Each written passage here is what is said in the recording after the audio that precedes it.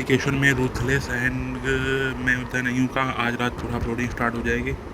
आप डेली इसके मैक्सिमम जितने हो पाएंगे मेरे से पॉसिबल अपलोड करूँगा और मैक्सिमम चांस रहेंगे नेक्स्ट मंथ तक हम लोग से पूरा दोनों स्टोरीज़ को यूट्यूब के बराबर ला दूँगा। उसके बाद आपको कोई प्रॉब्लम नहीं होगी रेगुलर देखने में। और नई सीरीज़ भी एक अभी और डालूँगा, ड्रैगन प्रिंसेस की पड़ी हुई है और एक और नई डाल दूँगा आज। और बाकी आज अभी अपलोड कर रहा हूँ बाकी सीरीज़ की एपिसोड और कुछ मॉर्निंग में डाल दूँगा। मॉर्निंग या कॉलेज जाना होता है इस वजह से कभी भूल जाता हूँ। कल पॉसिबिलिटी होगा तो 12 बजे तक मैं डाल दूँगा। बाकी आज अभी 2 या 3 सीरीज हो पाएगी अपलोड करूँगा। भगवान ही जानता है कि स्लेव रेल्म के ह्यूमन एम्परर तन्वी और लव के पिता एक ही संप्रदाय से हैं। अगर पहले से पता होता तो मैं बहुत पहले ही शामिल हो गया होता। आखिर उन्हें इतने लंबे समय तक कैसे खदेड़ा जा सकता था?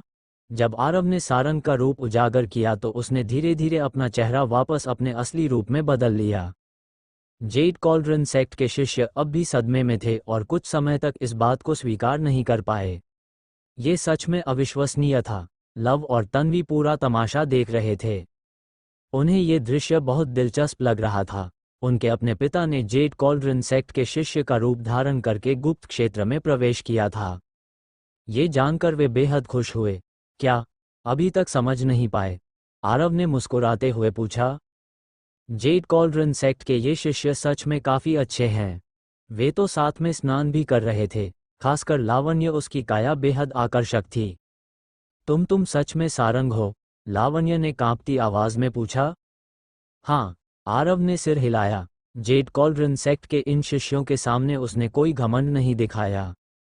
वह हमेशा की तरह सहज था। जेड कॉल्ड्रन सेक्ट के शिष्य पूरी तरह स्तब्ध थे। आरव की खुद की स्वीकारोक्ति सुनने के बाद भी उन्हें यकीन करना मुश्किल हो रहा था। ये बहुत ही चौंकाने वाला था। ठीक है, तो ये वही लोग हैं जो तुम्हें मारना चाहते थे? आरव ने स्वॉर्ड सेक्ट के लोगों की ओर ठंडी नज़र डालते हुए पूछा। जैसे ही आरव की नज़र उन पर पड़ी, स्वॉर्ड सेक्ट के सभी शिष्यों के शरीर में सिहरन दौड़ गई। उन्हें मौत करीब आती महसूस हुई। हाँ, यही लोग हैं, लावण्य ने दांत भींचते हुए कहा। इन्होंने सरस और निक को मार डाला। ये सुनते ही आरव का चेहरा और ठंडा हो गया। वह जेड कॉल्ड्रन सेक्ट के उन शिष्यों को जानता था। महाराज, हमारी जान बख्श दीजिए। हमें नहीं पता था कि आप जेड कॉल्ड्रन सेक्ट से हैं। अगर पता होता तो हम कभी ऐसा करने की हिम्मत नहीं करते। स्वॉर्ड सेक्ट के शिष्य डर और घबराहट से कांपते हुए दया की भीख मांगने लगे। ये दुष्ट तारा कहा जाता है कि इसने रौनक और नूर तक को भगा दिया था। इतना ही नहीं, इसने विच गॉड क्लैन और आइस क्लैन के अद्वितीय प्रतिभाशाली योद्धाओं को भी मार डाला था। और लव तथा तन्वी भी उसके साथ थे। उन्हें छोड़ो, अगर स्वॉर्ड सेक्ट के सारे शिष्य भी यहाँ होते तब भी वे उनका मुकाबला नहीं कर सकते थे। तुमने उन लोगों को मारा जिन्हें नहीं मारना चाहिए था, इसलिए तुम्हारी मौत तय है, आरव ने ठंडे स्वर में कहा। उसने अपना दाहिना हाथ उठाया और क्रिम्सन स्काई डेमन फ्लेम छोड़ दी, जिसने उन लोगों को तुरंत भस्म कर दिया। हम स्वॉर्ड सेक्ट से हैं, तुम ऐसी हिम्मत कैसे कर सकते हो? एक स्वॉर्ड सेक्ट शिष्य चिल्लाया, लेकिन अगले ही पल वह राख में बदल गया। उसका शरीर और प्राइमोर्डियल स्पिरिट दोनों पूरी तरह नष्ट हो गए। बच निकलने का कोई मौका नहीं था। महाराज, इसमें हमारी गलती नहीं है। ये सब एल्डर का आदेश था, हम तो बस आदेश का पालन कर रहे थे, एक स्वॉर्ड सेक्ट शिष्य दर्द में चिल्लाया। हाँ, यह एल्डर का आदेश था, हम सिर्फ आदेश मान रहे थे। वे लगातार दया की भीख मांगते रहे, लेकिन आरव ने उनकी एक न सुनी और अंत में वे सब राख बन गए। स्वॉर्ड सेक्ट, आरव बड़बड़ाया, फिर सिर हिलाया। अभी कुछ समय पहले ही उसकी मुलाकात स्वॉर्ड सेक्ट के शिष्यों के एक समूह से हुई थी। अगर उसे पहले से पता होता कि बात यहाँ तक पहुँचेगी तो वह उन सबको पहले ही मार देता। स्वॉर्ड सेक्ट अब जेड कॉल्ड्रन सेक्ट से निपटने वाला था, और इसकी वजह भी वही था। इसलिए ये दुश्मनी आरव खुद जेड कॉल्ड्रन सेक्ट के इन शिष्यों का बदला लेगा। जेड कॉल्ड्रन सेक्ट के शिष्य वहीं स्तब्ध खड़े रह गए। उन्होंने अभी अभी अपनी पूरी ताकत लगा दी थी, फिर भी दुश्मनों को नहीं हरा पाए थे, जबकि आरव ने हाथ के एक इशारे से सबको मार डाला। डर, ये बेहद भयावह था। ठीक है, अब आगे कहाँ जाने का इरादा है? आरव ने लावण्य और बाकी लोगों से पूछा। हमें नहीं पता, समूह ने सिर हिलाया। उनकी आंखों में उलझन साफ दिखाई दे रही थी। जेड कॉल्ड्रन सेक्ट ज्यादा शक्तिशाली नहीं था, इसलिए सीक्रेट स्टार फील्ड के अंदर पहले से अवसरों पर कब्जा करने की उनकी क्षमता नहीं थी। वे बिना किसी दिशा के भटक रहे थे, हर समय सावधानी बरतते हुए। कुछ नए खोजे गए गुप्त स्थानों में तो उनके पास प्रतिस्पर्धा करने की योग्यता तक नहीं थी। वे सिर्फ बेबस होकर देख सकते थे। उनके लिए ये बेहद पीड़ादायक था। तुम लोग मेरे साथ चलने पर विचार कर सकते हो।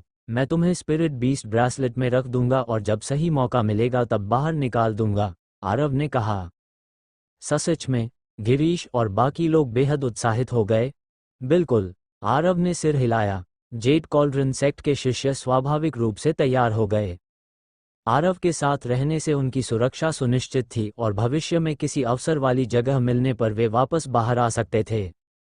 यह उनके लिए सबसे अच्छी बात थी। उन्हें स्पिरिट बीस्ट ब्रेसलेट में रखने से पहले आरव ने कुछ निर्देश दिए। अब से सबको यही दिखाना होगा कि सारंग गायब हो चुका है, वरना आरव को डर था कि इससे भविष्य में जेड कॉल्ड्रन सेक्ट के लिए बड़ी मुसीबत खड़ी हो सकती है। और अगर मुसीबत आए तो वह बहुत बड़ी होगी। विच गॉड क्लैन और आइस क्लैन सबसे पहले जेड कॉल्ड्रन सेक्ट को निशाना बनाएंगे। जेड कॉल्ड्रन सेक्ट के इन शिष्यों ने तुरंत बात की गंभीरता समझ ली और सहमति में सिर हिलाया। लावण्य के स्पिरिट बीस्ट ब्रेसलेट में जाने से पहले आरव ने उसे दोबारा देखा। उसकी नज़र कुछ पल तक लावण्य पर टिकी रही।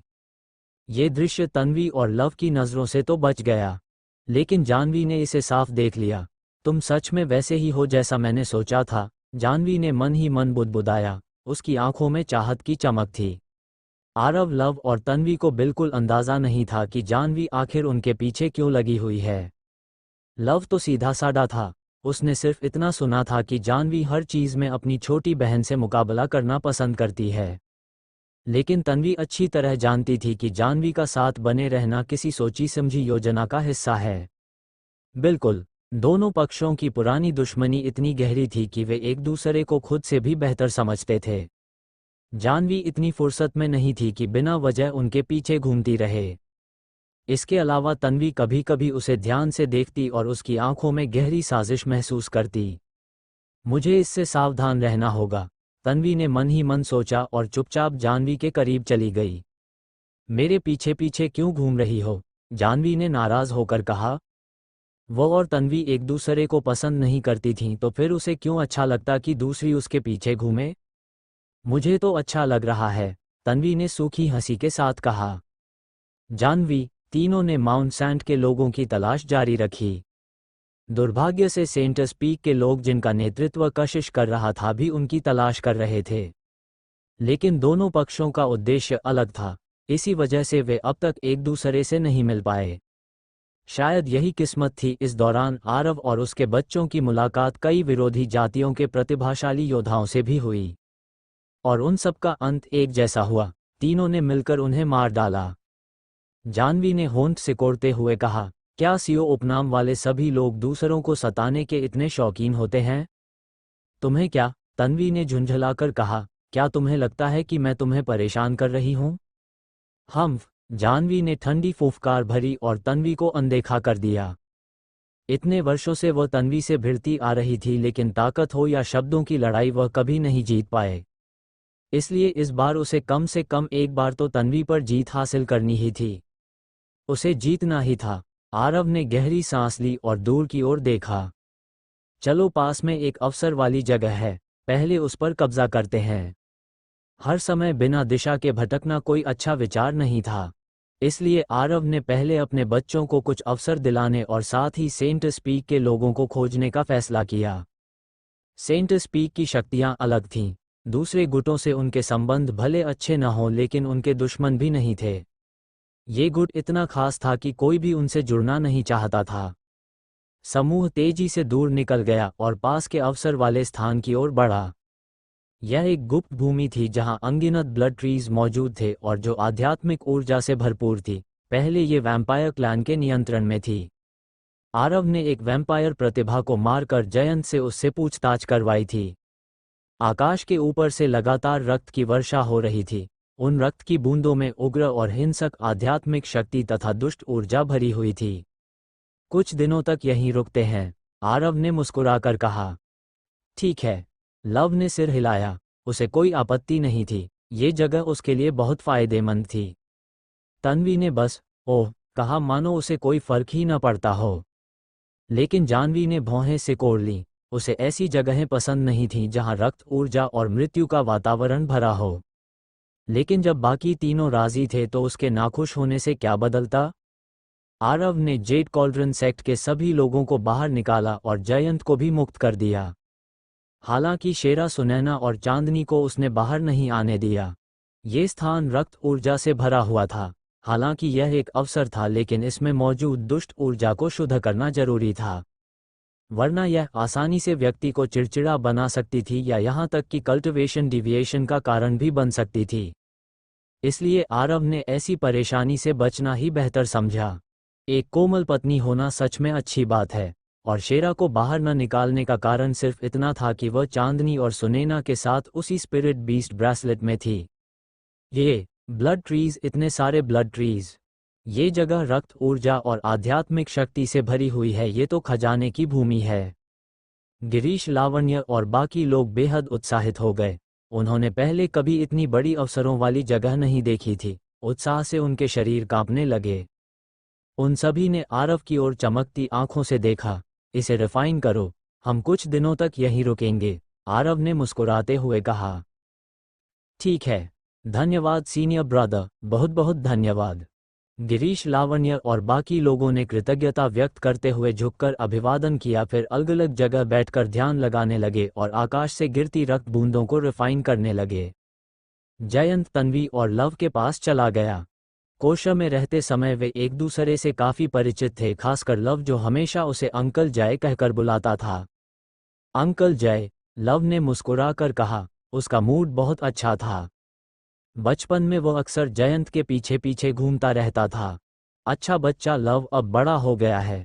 अंकल जय बहुत खुश है, जयंत ने एक बड़े की तरह कहा। उसकी ताकत भले ज्यादा न हो, लेकिन आंखों के पास हल्की झुर्रियां आ गई थीं। हालांकि यह कोई गंभीर बात नहीं थी। ऊंचे रेल्म में पहुंचते ही सब ठीक हो जाएगा। तन्वी भी बड़ी हो गई है और बिल्कुल अपनी माँ जितनी सुंदर है, हे बल्कि तुम्हारे पिता से भी ज्यादा। जयंत ने मुस्कुराकर तन्वी की ओर देखा। अंकल जय, अगर मेरे पिता ने ये सुन लिया तो क्या वे नाराज नहीं होंगे? तन्वी ने हंसते हुए अपना मुंह ढक लिया। तो क्या हुआ अगर नाराज होंगे? होने दो, जयंत ने कंधे उचकाए। वह लंबे समय से आरव के साथ था। शेरा के अलावा वही सबसे लंबे समय तक उसके साथ रहा था। जयंत आरव के स्वभाव और व्यक्तित्व को सबसे बेहतर समझता था। तुम कौन हो? जयंत ने उत्सुकता से जानवी से पूछा। हालांकि सामने वाली की कल्टिवेशन उससे ज्यादा थी, फिर भी जयंत बिल्कुल नहीं डरा, क्योंकि चाहे आरव यहाँ न भी हो, जब तक तन्वी और लव मौजूद है तब तक कोई समस्या नहीं होगी। एक शक्तिशाली सहारे के होने से आत्मविश्वास अपने आप बढ़ जाता है। जयंत पूरी तरह निश्चिंत था और उसे किसी बात की जरा भी चिंता नहीं थी। नमस्ते, मेरा नाम जानवी है। जानवी मुस्कुराकर बोली। मैं रेल्म ऑफ लाइट से हूँ और तन्वी की सहशिष्या हूँ। उसका व्यवहार बेहद असामान्य था। अगर वह पहले वाली जानवी होती तो जयंत जैसे व्यक्ति पर कभी ध्यान भी नहीं देती, लेकिन अब वो मुस्कुराकर उससे बात कर रही थी बिना किसी घमंड के। मेरा नाम जयंत है, जयंत ने अपनी छाती थपथपाते हुए खुशी से कहा। चूंकि तुम तन्वी की सहशिष्या हो तो मुझे अंकल जय कह सकती हो, इतना औपचारिक होने की जरूरत नहीं। जानवी, लव, तन्वी, ये दृश्य पास से गुजर रहे आरव ने भी सुन लिया। जयंत सच में जयंत कहलाने के लायक है, आरव ने मन ही मन सोचा। वह पूरी तरह प्रभावित हो गया था। आखिर जयंत की चमड़ी इतनी मोटी कैसे हो गई? वह सच में हैरान था। वे अंकल जय। जानवी का चेहरा लाल हो गया, लेकिन फिर भी उसने मुश्किल से अंकल जय कह दिया। अरे अंकल जय यही है, आओ ये लो, शर्माने की जरूरत नहीं, जयंत फूल जैसी मुस्कान के साथ बोला। उसने अपने स्टोरेज रिंग से एक और स्टोरेज रिंग निकाली और बड़े दिल से जानवी की ओर उछाल दी। जानवी पूरी तरह स्तब्ध रह गई। सिर्फ अंकल जय कहने पर इनाम भी मिलता है? ये तो फायदे का सौदा है। धन्यवाद अंकल जय। जानवी ने बिना झिझक स्टोरेज रिंग ले ली। कई युवा ऐसा ही करते हैं। जब वे किसी ऐसे बड़े से मिलते हैं जिसे पहले नहीं जानते थे तो बड़ा व्यक्ति उन्हें लाल लिफाफा या उपहार देता है और दोनों के बीच की दूरी तुरंत कम हो जाती है। लेकिन जैसे ही जानवी ने स्टोरेज रिंग के अंदर देखा उसका चेहरा तुरंत काला पड़ गया। उसके गाल फूल गए मानो वो पीछे के दांत पीस रही हो। तन्वी ये देखकर चौंक गई। उसे बेहद जिज्ञासा हुई कि आखिर जयंत ने ऐसा क्या दिया था कि जानवी का चेहरा ऐसा हो गया। लव और आरव ने भी कुछ गड़बड़ महसूस की। दोनों ने पहले जानवी को देखा फिर जयंत को। वे भी जानना चाहते थे कि उसने आखिर दिया क्या है। आखिर सामने वाली का चेहरा इतना काला क्यों पड़ गया? हे अरे इसका जिक्र मत करो, बस छोटा सा उपहार है, जयंत हंसते हुए बोला। उसका मूड बहुत अच्छा था। मैं समझ गई। जानवी असल में धन्यवाद कहना चाहती थी, लेकिन अंदर की चीज ऐसी थी कि उसके लिए धन्यवाद कहना भी मुश्किल हो रहा था। उसे लगा कि अगर उसने धन्यवाद कहा तो वह खुद अपनी बेइज्जती करेगी। मैं अब कल्टिवेशन करने जा रही हूँ। इतना कहकर जानवी काले चेहरे के साथ वहां से भाग गई। उसे जाते हुए देखकर सबके चेहरे के भाव अलग अलग थे। ये छोटी लड़की सच में बड़ी अजीब है, जयंत ने ठुड्डी सहलाते हुए बड़बड़ाया। अंकल जय, आपने स्टोरेज रिंग में आखिर रखा क्या था? तन्वी ने अधीर होकर पूछा। आरव और लव ने भी उत्सुकता से जयंत की ओर देखा। हे मैंने उसे उपहार में 10,000 टॉप ग्रेड स्पिरिट स्टोन्स दिए हैं। बताओ कितना उदार होना, जयंत ने अपने चमकते सफेद दांत दिखाते हुए कहा। आरव, तन्वी, लव अब तीनों समझ गए। जानवी का चेहरा काला पड़ना तो तय ही था। 10,000 टॉप ग्रेड स्पिरिट स्टोन्स, ये तो सिर्फ एक ओरिजिनियम के बराबर था। उसकी कीमत तो स्टोरेज रिंग से भी कम थी। असल में इसमें जयंत की गलती नहीं थी। कोशा छोड़ने के बाद वह मॉर्टल सेक्ट में ही रहा था। शुरुआती वर्षों में वह स्पिरिट बीस्ट पाउच से बाहर ही नहीं निकला था और कुछ साल पहले बाहर आने के बाद भी उसे कहीं जाने का मौका नहीं मिला। सीधी बात कहें तो मॉर्टल सेक्ट के ज़्यादातर लोग ज़्यादा संपन्न नहीं थे। बेशक ये तुलना फायर स्टारफील्ड के लोगों से की जाए तो। और इस बार जयंत और आरव ने युद्ध की लूट का बंटवारा भी नहीं किया था। इसलिए जयंत को फायर स्टार डोमेन की असली कीमतों का बिल्कुल अंदाज़ा नहीं था। आरव ने जयंत के कंधे पर हाथ रखा और आह भरते हुए कहा, भाई तुम्हारी वजह से मुझे शर्मिंदगी महसूस हो रही है। जयंत, इतना कहकर आरव सिर हिलाते हुए मुड़ गया। वह अपने लिए कल्टीवेशन करने की जगह ढूंढने चला गया। अंकल जय, आप सही हैं, ज़्यादा मत सोचिए, तन्वी ने सफ़ेद दांत दिखाते हुए कहा और फिर चली गई। जयंत का 10,000 टॉप ग्रेड स्पिरिट स्टोन्स वाला उपहार जानवी के लिए लगभग अपमान जैसा था। और तन्वी को ये दृश्य देखकर बेहद मज़ा आ रहा था। वो तो मन ही मन कहना चाहती थी, अंकल जय एक बार फिर ऐसा कीजिए। लव, इन्हें क्या हो गया है? जयंत ने उलझन में पूछा। अंकल जय, बाद में मैं आपको बाहर घुमाने ले चलूंगा, तब आपको समझ आ जाएगा। लव ने जयंत के कंधे पर वैसे ही हाथ रखा जैसे उसके पिता रखते थे और फिर वह भी चला गया। अब रक्त वर्षा के बीच जयंत अकेला खड़ा रह गया, पूरी तरह उलझन में। क्या मैंने कुछ गलत कर दिया? उसे लगा जैसे उसके साथ भेदभाव हुआ हो और उसका अपमान किया गया हो। लेकिन अब उसके पास ये सोचने का समय नहीं था। सबसे जरूरी बात थी कल्टिवेशन करना। उसकी ताकत बहुत कम थी, उसे जल्दी से मजबूत बनना था। वह आरव के कदमों पर चलना चाहता था, लेकिन अब तो वह आरव की पीठ भी नहीं देख पा रहा था। जयंत ने ऐसी जगह ढूंढी जहां ब्लड एनर्जी ज़्यादा प्रबल न हो और वहीं बैठ गया। इस अवसर की भूमि में असंख्य ब्लड ट्रीज थे, लेकिन सिर्फ प्रचुर आध्यात्मिक ऊर्जा और उग्र ब्लड एनर्जी होना ही अच्छी जगह नहीं बनाता।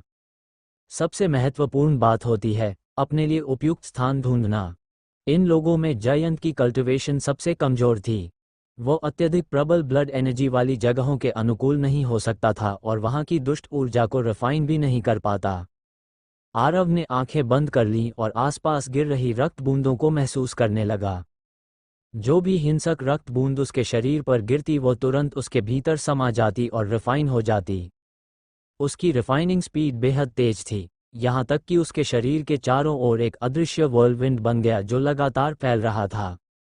तन्वी और लव भी वही कर रहे थे। वे भी आसपास की ब्लड रेन को व्हर्लविंड के रूप में अब्जॉर्ब कर रहे थे। हालांकि उनके व्हर्लविंड आरव की तुलना में काफ़ी छोटे थे। जहां तक गिरीश, लावण्य और बाकी लोगों की बात थी, उनके पास ऐसी क्षमता नहीं थी। वे सभी आज्ञाकारी होकर सामान्य तरीके से कल्टिवेशन कर रहे थे। उन्होंने घमंड नहीं किया था और वे घमंड कर भी नहीं सकते थे। सीक्रेट स्टारफील्ड के भीतर अब कई असाधारण प्रतिभाएं उभर रही थीं। सबसे दुखद स्थिति विच गॉड क्लैन और आइस क्लैन की थी। उन्होंने अपनी शक्ति बढ़ाने और गुप्त रूप से कई अद्वितीय प्रतिभाओं को तैयार करने में बहुत मेहनत की थी, लेकिन अब उनकी प्रतिभाएं अपनी असली क्षमता दिखा भी नहीं पाई थीं कि लगभग पूरी तरह युद्ध में खत्म हो चुकी थीं। विच गॉड क्लैन और आइस क्लैन के बचे हुए प्रतिभाशाली लोग अब एक साथ इकट्ठा हो गए। उन्होंने तय किया कि वे किसी सुरक्षित जगह पर छिपकर सीक्रेट रेल्म के खत्म होने का इंतजार करेंगे, क्योंकि यहाँ वे जीवित नहीं रह सकते थे। दूसरी ओर रामपुर पवेलियन के रजत और बोधा टेम्पल के छोटे पूर्वज विवान का अब तक कोई पता नहीं चला था। ऐसा था मानो वे गायब ही हो गए हों। सीक्रेट रेल्म खुलने के बाद किसी ने उन्हें दोबारा नहीं देखा। अधिकतर लोगों को शक था कि इन दोनों शक्तियों ने कोई बड़ा अवसर हासिल कर लिया है और वे चुपचाप उसे रिफाइन कर रहे हैं। इस बात से अधिकांश लोग सहमत थे। आखिर यह सीक्रेट रेल्म रामपुर पवेलियन और बोधा टेम्पल ने मिलकर खोला था। सीक्रेट रेल्म स्टारफील्ड के भीतर नूर को करारी हार मिली और उसका कोई पता नहीं था। रौनक पकड़ा जा चुका था और उसकी स्थिति भी अज्ञात थी। अनगिनत दैत्य बिना किसी निशान के गायब हो गए। सीक्रेट रेल्म स्टारफील्ड खुले अभी आधा साल भी नहीं हुआ था, लेकिन वहां पहले से ही रक्त की गंध इतनी घनी हो चुकी थी कि लोग सिहर उठते थे। कुछ लोगों को तो ये तक संदेह होने लगा कि सीक्रेट रेल्म समाप्त होने तक अंदर कोई जीवित भी बचेगा या नहीं। धतेरे की, आखिर वे छिपे कहाँ हैं? कशिश गुस्से से पागल हो रही थी। उसे आरव का कोई पता नहीं चल रहा था। उस पागल को मारना ही होगा। वह कशिश का इनर डेमन बन चुका था, और ऐसा इनर डेमन जिसे खत्म करना जरूरी था। अगर आरव नहीं मरा तो कशिश की कल्टीवेशन आगे बढ़ना लगभग असंभव हो जाएगा। सेंट स्पीक के सभी शिष्य भी वहीं मौजूद थे, लेकिन अफसोस, उनके पास कोई अच्छा उपाय नहीं था। वह पागल मानो हवा में गायब हो गया था। कोई खबर नहीं, कोई सुराग नहीं, सब पूरी तरह असहाय थे। नैना, समृद्धि और क्रिम्सन लेडी ने एक दूसरे की ओर देखा। स्कारलेट विच उड़कर कशिश के पास आई और बोली, सीनियर सिस्टर कशिश, ऐसे नहीं चलेगा। हम उस पागल को ढूंढ रहे हैं लेकिन उसका कोई निशान नहीं मिल रहा। क्यों न उसे बाहर आने पर मजबूर किया जाए, बाहर निकाला जाए। कशिश चौंक गई। उसने स्कारलेट विच की ओर देखा और पूछा, बताओ क्या करना होगा? असल में बहुत आसान है। स्कारलेट विच मीठी मुस्कान के साथ बोली, वह पागल अब पूरे सीक्रेट रेल्म में कुख्यात हो चुका है, हर किसी को मारता फिर रहा है। सीनियर सिस्टर कशिश, आप खबर फैला दीजिए कि आप उसे चुनौती देना चाहती हैं, और यह भी कहिए कि अगर वह आने की हिम्मत नहीं करता तो वह काया है, डरपोक है और पुरुष कहलाने लायक भी नहीं। मुझे विश्वास है कि वह जरूर आएगा। ये कहते हुए स्कारलेट विच ने कशिश की ओर आंख मारी। क्या ये तरीका काम करेगा? कशिश ने चिंता से पूछा। क्या वह मुझसे डर नहीं जाएगा? कशिश हमेशा यही मानती थी कि आरव उनसे इसलिए नहीं मिल रहा क्योंकि वह उससे डरता है और जानबूझकर बच रहा है। नहीं, स्कारलेट विच ने बेहद सीधे स्वर में कहा। ठीक है, तो कोशिश करके देखते हैं। कशिश ने सिर हिलाया। वैसे भी इस तरह बिना दिशा के खोजते रहना बहुत थकाने वाला था। अगर आरव आ गया तो अच्छा, और नहीं आया तो बस समय की बर्बादी होगी। कशिश की सहमति सुनकर स्कारलेट विच मन ही मन बेहद खुश हुई। वे तीनों अब और सहन नहीं कर पा रहे थे। मौजूदा जानकारी के अनुसार वह व्यक्ति आरव ही था। वे अच्छी तरह जानते थे कि आरव भी उन्हें ढूंढ रहा है, लेकिन अजीब बात यह थी कि दोनों पक्ष कभी मिल ही नहीं पा रहे थे। चूंकि उनका लक्ष्य एक ही था, इसलिए उन्होंने आपस में चर्चा करके तय किया कि कशिश से ही यह खबर फैलवाई जाए। आरव सेंट स्पीक के बारे में जानता था। हो सकता है वह कशिश की परवाह न करे, लेकिन उनके लिए वह जरूर आएगा। योजना पूरी तरह परफेक्ट थी। इसके बाद कशिश ने सेंट स्पीक के सभी शिष्यों को इकट्ठा किया। चलो 5 समूहों में बढ़ जाओ और खबर फैला दो। मैं सेंट स्पीक की कशिश स्लेव रेल्म के ह्यूमन एम्परर को चुनौती दे रही हूँ। मैं नॉर्दर्न स्टार रीजन में उसका इंतजार करूंगी। अगर वह आने की हिम्मत नहीं करता तो वह कायर है, डरपोक है और पुरुष कहलाने के योग्य नहीं है। कशिश ने हाथ लहराया और उसके शरीर से असीम दबदबा फैल गया। उनकी वर्तमान स्थिति सीक्रेट रेल्म के उत्तरी भाग में थी। जी, सेंट स्पीक के शिष्यों ने एक स्वर में उत्तर दिया और फिर अलग अलग दिशाओं में निकल पड़े। उन सबके भीतर भयंकर हत्या की भावना भरी हुई थी, क्योंकि केवल आरव को मारकर ही वे सेंट स्पीक के अपमान को धो सकते थे। कशिश ने आरव को मारने की ठान ली थी। अब तो हालात ऐसे हो चुके थे कि चाहे आसमान टूट पड़े या धरती धंस जाए, लेकिन आरव को मरना ही होगा। कशिश अपने ऊपर हुए हर अपमान का बदला लेने के लिए पूरी तरह दृढ़ थी। सेंट स्पीक के अनगिनत शिष्य दूर दूर तक फैल गए और पागलों की तरह ये खबर फैलाने लगे। कुछ ही दिनों में पूरा फायर स्टारफील्ड हलचल से भर उठा। सुना तुमने? सेंट स्पीक की नंबर 1 प्रतिभा कशिश ने उत्तरी स्टारफील्ड में स्लेव रेल्म के ह्यूमन एम्परर को चुनौती दी है। सुना, बिल्कुल सुना। क्या सेंट स्पीक पागल हो गया है? क्या सेंट स्पीक को सच में अब भी उस दुष्ट तारे को उकसाने का भरोसा है? चलो देखने चलते हैं। सेंट स्पीक ने कहा है कि वह सबको दिखाएगी कि वह उस पागल को कैसे मारती है। असल में तो मैं चाहता हूं कि स्लेव रेल्म एम्परर जीते। सेंट स्पीक की औरतें बहुत घमंडी हैं। सीक्रेट रेल्म के भीतर असंख्य छोटे और मध्यम आकार के गुट आपस में मिलकर इस विषय पर चर्चा कर रहे थे। वे लोग पहले ही उन बड़े अफसरों को छोड़ चुके थे क्योंकि वे उनके बस की बात नहीं थे। इसलिए वे बस कुछ स्पिरिचुअल हर्ब्स औषधियां इकट्ठा कर रहे थे और साधारण अफसरों की तलाश में घूम रहे थे। लेकिन अब इस खबर ने पूरी तरह सनसनी मचा दी थी। कुछ छोटे गुट तमाशा देखने के लालच को रोक नहीं पाए और चुपके से वहां जाने लगे। कह सकते हैं कि सेंट स्पीक ने इस पूरे मामले को बहुत बड़े स्तर पर फैलाया था। उधर कशिश भी सीक्रेट रेल्म के उत्तरी भाग में अपनी ताकत बढ़ाने में लगी हुई थी। वो एक शक्तिशाली आभा के साथ सेंट स्पीक नामक एक गुप्त स्थान में प्रवेश कर गई। उसने ठान लिया था कि जब आरव आएगा तब वह अपनी सर्वोच्च अवस्था में रहकर उसे मार डालेगी, चाहे इसकी कोई भी कीमत क्यों न चुकानी पड़े। इस समय आरव और बाकी लोग इस पूरी घटना से बिल्कुल अनजान थे। वे अब भी ब्लड ट्री सीक्रेट रेल्म के भीतर थे। यहाँ दर्जनों ब्लड ट्रीज गायब हो चुके थे और आकाश से गिरने वाली ब्लड रेन भी धीरे धीरे कम हो गई थी। आरव ने धीरे धीरे अपनी आंखें खोलीं और चारों ओर देखा। उसकी ताकत फिर से बढ़ चुकी थी, इसलिए अब यह अवसर की जगह उसके लिए ज़्यादा उपयोगी नहीं रही थी। लव और तन्वी के लिए भी यही स्थिति थी, लेकिन गिरीश, लावण्य, जयंत और बाकी लोगों के लिए ये जगह अब भी एक खजाने जैसी थी। तन्वी और लव अब भी पालथी मारकर ध्यान में बैठे हुए थे। आरव ने लंबी सांस छोड़ी और अपनी गर्दन घुमाई। वह स्टार चार्ट में प्रवेश करके तारों को तोड़ने वाला था। हाल के दिनों में वह बहुत व्यस्त था। ताकत बढ़ने के बाद उसे लंबे समय से स्टार्स शैटर करने का मौका नहीं मिला था। तभी जब आरव की आत्मा स्टार चार्ट में प्रवेश करने ही वाली थी, दूर से जानवी उड़कर आ गई। तुम यहाँ क्यों आए हो? आरव ने उत्सुकता से पूछा। मैं तुम पर नजर रख रही थी। जैसे ही तुम जागे मैं तुरंत आ गई, जानवी ने कहा। ओह, मुझ पर नजर रख रही थी? आरव हैरान हो गया। आखिर सामने वाली करना क्या चाहती थी? हाँ, तो तुम करना क्या चाहती हो, जानवी? हालांकि आरव को समझ नहीं आ रहा था कि जानवी क्या योजना बना रही है, लेकिन उसकी सहज भावना कह रही थी कि यह महिला कुछ अच्छा नहीं सोच रही। मैं तुम्हारी औरत बनना चाहती हूँ, जानवी ने शर्माते हुए कहा। उसकी बात सुनते ही आरव वहीं जड़ हो गया। आरव, तुम कुछ बोल क्यों नहीं रहे? जानवी ने उलझन में पूछा। क्या तुम सच में गंभीर हो? हाँ बिल्कुल, जानवी ने बेहद गंभीरता से सिर हिलाया। मैं बहुत बूढ़ा हूँ, आरव ने असहाय होकर कहा। तुम? जानवी ने होंठ से कोड़ लिए। तुम्हारी बोन एज तो लगभग मेरी ही बराबर है। आरव, मैं तन्वी का पिता हूँ, तुम उसकी सहशिष्या हो, ये ठीक नहीं है।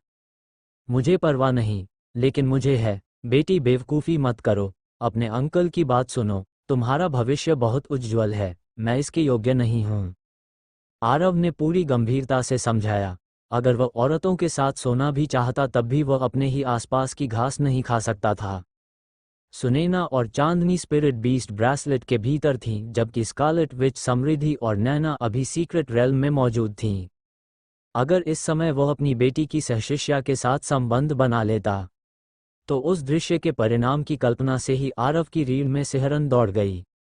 मुझे सच में परवाह नहीं, मैं तुम्हारी रखैल बनने को भी तैयार हूँ, जानवी ने दांत भींचते हुए दृढ़ स्वर में कहा। तन्वी की असली ताकत देखने के बाद जानवी अच्छी तरह समझ चुकी थी कि वह इस जीवन में कभी तन्वी को हरा नहीं पाएगी। वह बहस में भी तन्वी से नहीं जीत सकती थी, इसलिए जानवी ने कुछ बड़ा करने का फैसला किया। अगर वो तुम्हें नहीं जीत सकती तो तुम्हारे पिता को जीत लेगी। इसी वजह से जानवी हाल के दिनों में स्पिरिट बीस्ट ब्रेसलेट में जाने से इनकार कर रही थी, वो बस मौके का इंतजार कर रही थी। और अब उसके सामने जीवन का सबसे बड़ा मौका था। वह तन्वी के हैरान चेहरे को देखने के लिए बेचैन थी। इसके अलावा उसके मन में आरव के लिए भावनाएं पहले से ही थीं, चार्ल्स के समय से ही, और अब वे भावनाएं और गहरी हो चुकी थीं। नहीं बच्ची, बेवकूफ़ी मत करो, ये सच में संभव नहीं है, हमारे बीच पीढ़ियों का अंतर है। आरव ने तुरंत सिर हिलाते हुए मना कर दिया। इस समय वह पूरी तरह एक सज्जन पुरुष जैसा दिखाई दे रहा था। लेकिन जितना वह मना कर रहा था, जानवी उतनी ही उत्साहित होती जा रही थी। मुझे परवाह नहीं, मुझे सिर्फ तुम चाहिए और तुम्हें कोई जिम्मेदारी भी नहीं लेनी पड़ेगी। मैं नहीं कर सकता। आरव लगातार सिर हिलाता रहा। जानवी ने हाथ लहराया और एक प्रकाश अवरोध बना दिया, जिससे अंदर की जगह बाहरी दुनिया से अलग हो गई, ताकि बाहर वाला कोई भी अंदर क्या हो रहा है यह न देख सके। नहीं, ऐसा मत करो, मैं अब पिता हूँ। आरव को मना करना ही था, कम से कम शब्दों में तो, वरना अगर उसने जरा भी ढील दी तो उसे खुद अंदाजा था कि अंत क्या होगा। लेकिन जानवी पीछे हटने वाली कहाँ थी। मुझे परवाह नहीं, मुझे बस तुम चाहिए। जानवी धीरे धीरे अपने कपड़ों के बटन खोलने लगी। आरव की ताकत से जानवी द्वारा बनाई गई बैरियर तोड़ना बेहद आसान था, लेकिन उसने ऐसा नहीं किया। तुम नहीं, ऐसा मत करो। आरव पीछे हट गया, उसके चेहरे पर घबराहट थी। मुझे चाहिए। जानवी लगातार उसके करीब आती गई। ये ठीक नहीं है। जब मैं नहीं डर रही तो तुम किस बात से डर रहे हो? क्या तुम सच में आदमी हो भी या नहीं? तुमने कहा मैं आदमी नहीं हूँ। तो फिर मैं तुम्हें दिखाता हूँ कि असली आदमी क्या होता है, बाद में पछताओगी। धड़ाम। ठीक उसी समय जब आरव पूरी तरह नियंत्रण खोने वाला था, बैरियर अचानक टूट गई। जानवी ने अभी आधी ही पोशाक उतारी थी। अंदर मौजूद आरव और जानवी दोनों बुरी तरह चौंक गए। हे, मुझे पता था तुम कुछ गड़बड़ कर रही हो। बैरियर तोड़ने वाली और कोई नहीं बल्कि तन्वी थी।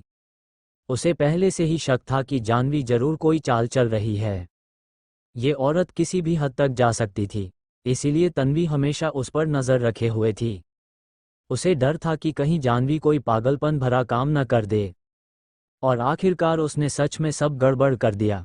तन्वी, तुमने मेरी योजना बर्बाद कर दी। जानवी ने दांत पीसते हुए कहा। उसकी आंखों में गुस्से की आग जल रही थी। दूसरी ओर आरव पूरी तरह स्तब्ध था। ये सच में पिता की सबसे प्यारी रुईदार जैकेट है। तन्वी, मैं पिता, आप माँ और बाकी आंटियों के साथ ऐसा कैसे कर सकते हैं? तन्वी ने निराशा भरी आंखों से आरव को घूरा। मुझे मजबूर किया गया था, इस बात पर कौन विश्वास करेगा? तन्वी ने जीभ बाहर निकालते हुए कहा। क्या वह अपने पिता को नहीं समझती? जानवी ने पहल की थी और उसके पिता ने निश्चित रूप से मना नहीं किया होगा। बस इसी तरह बात यहाँ तक पहुंची। भले ही उसे पूरी कहानी न पता हो, लेकिन तन्वी अंदाज़ा लगा सकती थी कि सब लगभग ऐसा ही हुआ होगा। तन्वी, अपने पिता से वादा करो कि तुम ये बात अपनी माँ और बाकी लोगों को नहीं बताओगी। आरव ने चेहरा ढकते हुए कहा। वह सच में शर्मिंदा था। एक पिता होकर अपनी बेटी के सामने ऐसी हालत में पकड़ा जाना। चिंता मत करो, मैं नहीं बताऊंगी, तन्वी ने बेफिक्री से कहा। अगर कोई और औरत होती तो तन्वी को कोई फर्क नहीं पड़ता, लेकिन ये जानवी थी, उसकी सबसे बड़ी दुश्मन। वह ये कैसे सहन कर सकती थी? अगर जानवी सच में सफल हो जाती तो क्या उसे जानवी को आंटी कहना पड़ता? उसके पिता की पहले से ही बहुत सारी रखेलें थीं, अब उसे उन्हें नियंत्रण में रखना ही होगा। जानवी ने अपने कपड़े ठीक किए, तन्वी को घूरा और मुड़कर जाने लगी।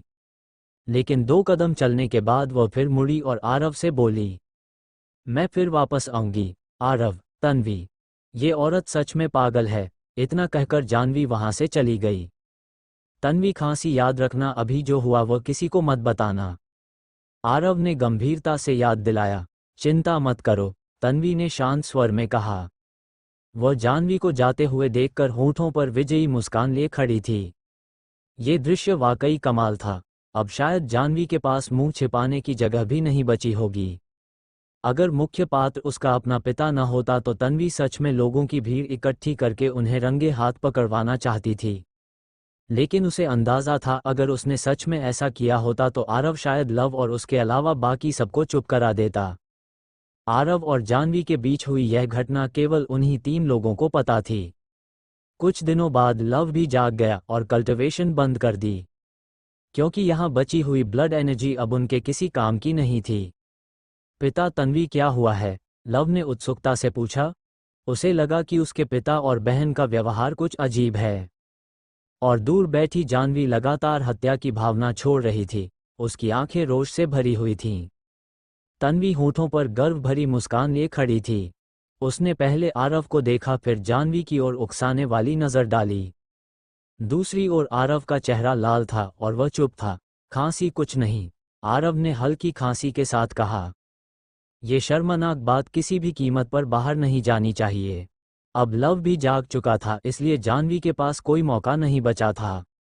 अगले कुछ दिनों तक उसने पूरी तरह पीछे हटने का फैसला किया।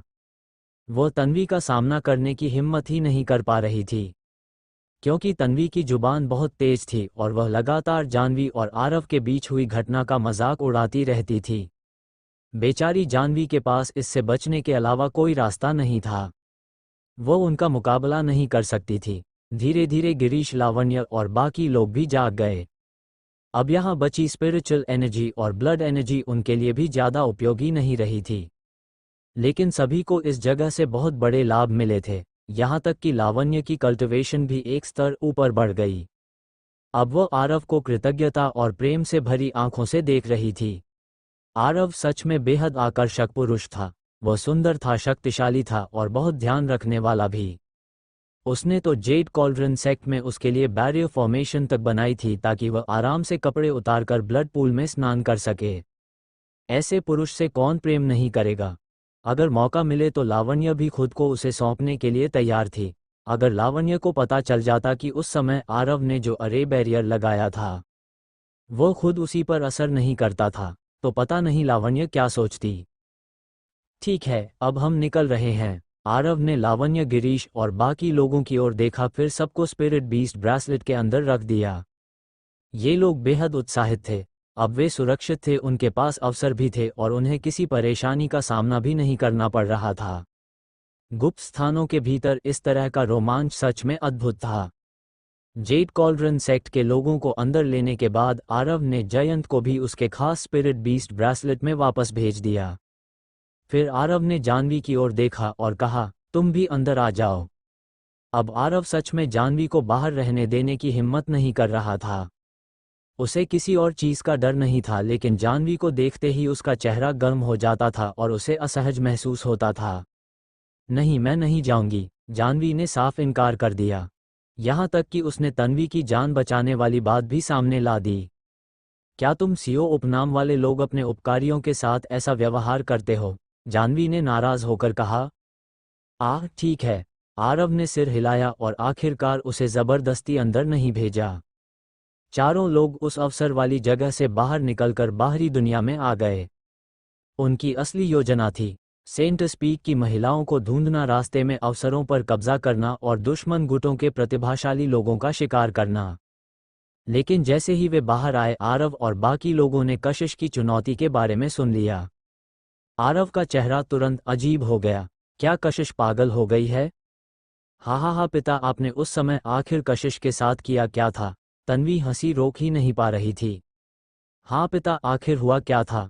लव ने उत्सुकता से पूछा। आपने कहीं उस कशिश के साथ? जानवी ने संदेह भरे स्वर में पूछा।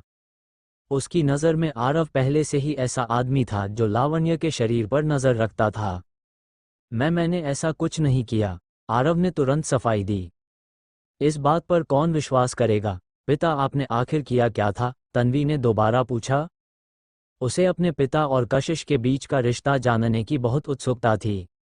मुझे बस उसकी तरफ से बहुत मार पड़ी थी, आरव ने बेबसी से कहा और कशिश के साथ हुई सारी घटना सुना दी। कहानी सुनने के बाद किसी को समझ नहीं आया कि क्या कहा जाए। आरव के अनुसार कशिश की हालत इतनी खराब हुई थी कि उसे पहचानना तक मुश्किल था। वे सब अच्छी तरह जानते थे कि आरव अपने दुश्मनों के साथ कितना निर्दयी होता है। अगर उसने खुद कहा कि वह निर्दयी था तो इसका मतलब कशिश ने सच में बहुत कष्ट झेला होगा। अब सब समझ में आ रहा था। अच्छा है, इससे बहुत परेशानी बच गई। चलो जाकर देखते हैं। आरव ने राहत की सांस लेते हुए हंसकर कहा। तन्वी भी अपनी माँ से जल्द मिलने की सोचकर खुश थी। लव भी आराध्य के बारे में पूछने के लिए उत्साहित था। जानवी जब मन ही मन मजे ले रही थी तब तन्वी की माँ भी वहीं मौजूद थी और उसके चेहरे के भाव बहुत अजीब थे। समूह तुरंत सीक्रेट रेल्म के उत्तरी भाग की ओर रवाना हो गया। Northern territory. कशिश अकेली सेंट स्पीक द्वारा इस दुनिया में छोड़े गए गुप्त स्थान में बैठी थी। उसके सामने एक लंबी तलवार रखी थी। ये तलवार अनगिनत वर्षों से यहाँ थी लेकिन अब भी बिल्कुल नई जैसी थी। ये सेंट रैंक के शिखर स्तर की एक मैजिक वेपन थी। ये तलवार सेंट स्पीक की एक सर्वोच्च विशेषज्ञ की नेटल मैजिक वेपन थी। वह विशेषज्ञ यहीं एक महान युद्ध में मारी गई थी लेकिन उसकी नेटल मैजिक वेपन वहां से जाने को तैयार नहीं हुई और यहीं रह गई। इस लंबी तलवार से लगातार एक भयावह और दमनकारी आभा निकल रही थी। ये दबाव बेहद शक्तिशाली था। उसकी आभा पूरे सीक्रेट रेल्म में फैल रही थी और अजेय शक्ति का एहसास करा रही थी। युद्ध भावना, हत्या की इच्छा, सब कुछ कुचल देने वाला दबदबा। कशिश इसी सर्वोच्च युद्ध भावना और हत्या की इच्छा को समझने में लगी हुई थी। उसके शरीर की युद्ध भावना लगातार बढ़ती जा रही थी और वह उसके भीतर मौजूद सर्वोच्च नियमों को भी समझ रही थी। ये सर्वोच्च तकनीक उसी सेंट स्पीक की वरिष्ठ विशेषज्ञ की कल्टिवेशन मेथड थी। सेंट स्पीक के भीतर एक कहावत थी, जो भी इस तलवार को प्राप्त कर लेगा उसे पूरी सुप्रीम मैजिक विरासत में मिलेगी। लेकिन अफसोस, सीक्रेट रेल्म कई बार खुल चुका था लेकिन सेंट स्पीक में अब तक कोई भी इसे हासिल नहीं कर पाया था। सफ़ेद वस्त्र वाला आदमी स्लेव रेल्म एम्परर आरव, तुम मरोगे जरूर। कशिश की हत्या की इच्छा समुद्र जैसी विशाल और अजेय थी। गुप्त स्थान के बाहर सेंट स्पीक की महिला शिष्य हर समय सतर्क खड़ी थीं। असल में वे सब भी इस गुप्त स्थान में प्रवेश कर सकती थीं, लेकिन अब बाहर लोगों को निगरानी के लिए छोड़ना जरूरी था। वे आरव के आने का इंतजार कर रही थीं। रोजी भी भीड़ में मौजूद थी। उसका चेहरा बेहद बदसूरत था जबकि बाकी सेंट स्पीक की शिष्याएं हत्या की भावना से भरी हुई थीं। समृद्धि, क्रिम्सन लेडी और नैना बाहर से शांत दिख रही थीं, लेकिन भीतर से वे आरव के आने का बेसब्री से इंतजार कर रही थीं। आसपास धीरे धीरे और भी दर्शक इकट्ठा होने लगे। ज्यादातर लोग छोटे और मध्यम गुटों के प्रतिभाशाली लोग थे, क्योंकि पहले सेंट स्पीक ने घोषणा की थी कि दर्शकों को आने की अनुमति होगी। इसलिए वे तमाशा देखने चले आए। हालांकि सेंट स्पीक ने अनुमति दी थी, फिर भी कोई ज्यादा करीब आने की हिम्मत नहीं कर रहा था। आखिर यह बहुत खतरनाक था। सेंट स्पीक के लोगों को आसानी से उकसाया नहीं जा सकता था। औरतों के साथ तो वे बहुत अच्छा व्यवहार करती थीं। सेंट स्पीक की शिष्याएं महिलाओं को परिवार जैसा मानती थीं। लेकिन पुरुषों के लिए भूल जाओ, चाहे इंसान हो, दानव हो या कोई दूसरी जाति। जब तक वो पुरुष है वो सेंट स्पीक से दूरी बनाए रखता है। तुम्हें क्या लगता है स्लेव रेल्म का ह्यूमन एम्परर आएगा? शायद आएगा। वो आदमी बहुत दबंग है। अगर सच में ये बड़ी लड़ाई हुई तो तुम्हारे हिसाब से कौन जीतेगा? कहना मुश्किल है। अनगिनत लोग चर्चा कर रहे थे और इस महान युद्ध का बेसब्री से इंतजार कर रहे थे। उसी समय कुछ लोग सिर्फ इसलिए आए थे क्योंकि वे आरव का असली चेहरा देखना चाहते थे। आखिर वो स्लेव रेल्म का ह्यूमन एम्परर जिसने अनगिनत अद्वितीय प्रतिभाओं को दबा दिया दिखता कैसा है? और तभी दूर से कई शक्तिशाली आभाएं तेजी से करीब आने लगीं। सबने उधर देखा और तुरंत उत्साहित हो उठे। वे आ गए। देखो, वह एंशिएंट सेक्रेड बॉडी है। वह रेल्म ऑफ लाइट की तन्वी है। सबसे आगे खड़ा वह आदमी वही स्लेव रेल्म एम्परर होगा, है ना? दर्शक पूरी तरह स्तब्ध थे। ऐसा शक्तिशाली व्यक्ति जिसने तन्वी और लव जैसे अद्वितीय प्रतिभाशाली लोगों को जन्म दिया था, आखिरकार आ चुका था। समृद्धि की चमकती आंखों से आंसू अपने आप बहने लगे। वह अपनी उत्तेजना रोक नहीं पा रही थी और तुरंत वहां भाग जाना चाहती थी।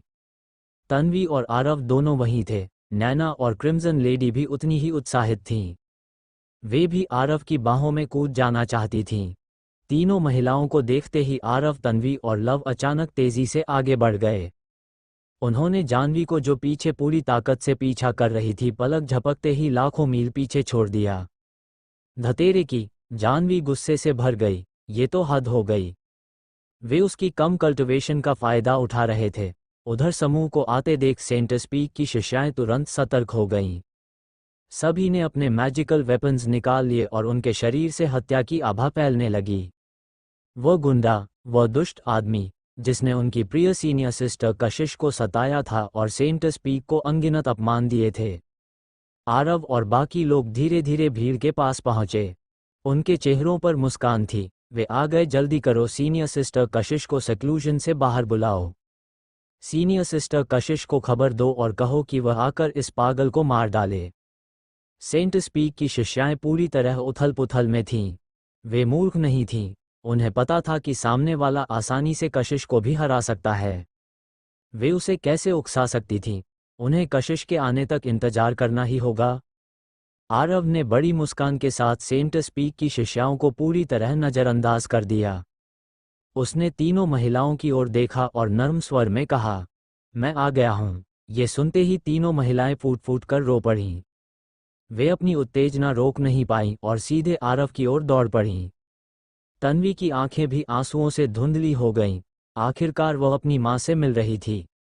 लव एक तरफ खड़ा था, वह खुश भी था और थोड़ा निराश भी। जूनियर सिस्टर नैना, जूनियर सिस्टर लैन, आवेश में मत आओ, सेंट स्पीक की एक शिष्या चिल्लाई। उसे लगा तीनों महिलाएं आरव से जान की बाजी लगाकर लड़ने जा रही हैं। जूनियर सिस्टर्स, शांत हो जाओ, सीनियर सिस्टर कशिश के बाहर आने का इंतजार करो, दूसरी शिष्या ने घबराकर कहा। जूनियर सिस्टर लैन, जूनियर सिस्टर नैना, जूनियर सिस्टर रुक जाओ, तुम लोग उस गुंडे का मुकाबला नहीं कर सकती। सेंट स्पीक की सारी शिष्याएं बेचैन हो उठीं। हालांकि नैना, समृद्धि और क्रिम्सन लेडी बहुत शक्तिशाली थीं, लेकिन सामने वाले के खिलाफ उनका कोई मौका नहीं था। किसी ने नहीं सोचा था कि दोनों पक्षों के मिलते ही ये तीनों महिलाएं सीधे दौड़ पड़ेंगी। हालांकि सेंट स्पीक की शिष्याएं उन्हें रोकने की कोशिश कर रही थीं, लेकिन तीनों महिलाओं ने रुकने का कोई संकेत नहीं दिया, बल्कि वे और भी तेजी से आगे बढ़ गईं। वे जितनी जल्दी हो सके आरव की बाहों में जाना चाहती थीं। साथ में हमला करो, सेंट स्पीक की एक शिष्या गरजी और हत्या की भावना के साथ आरव की ओर दौड़ पड़ी। वह तीनों महिलाओं को यूं मरने के लिए नहीं छोड़ सकती थी। हमला करो, मार डालो, बाकी सेंट स्पीक की शिष्याएं भी गरज उठीं और आरव की ओर टूट पड़ीं। आरव, वह पूरी तरह स्तब्ध रह गया। क्या बात सच में इतनी गंभीर हो गई थी? सेंट स्पीक की ये साध्वियां सच में बहुत वफादार थीं। मुसीबत आते ही सच में जान देने को तैयार हो गईं। तन्वी और लव भी वहीं खड़े खड़े हैरान रह गए। समृद्धि, क्रिम्सन लेडी और नैना ने किसी की परवाह ही नहीं की। वे बेहद उत्साहित थीं।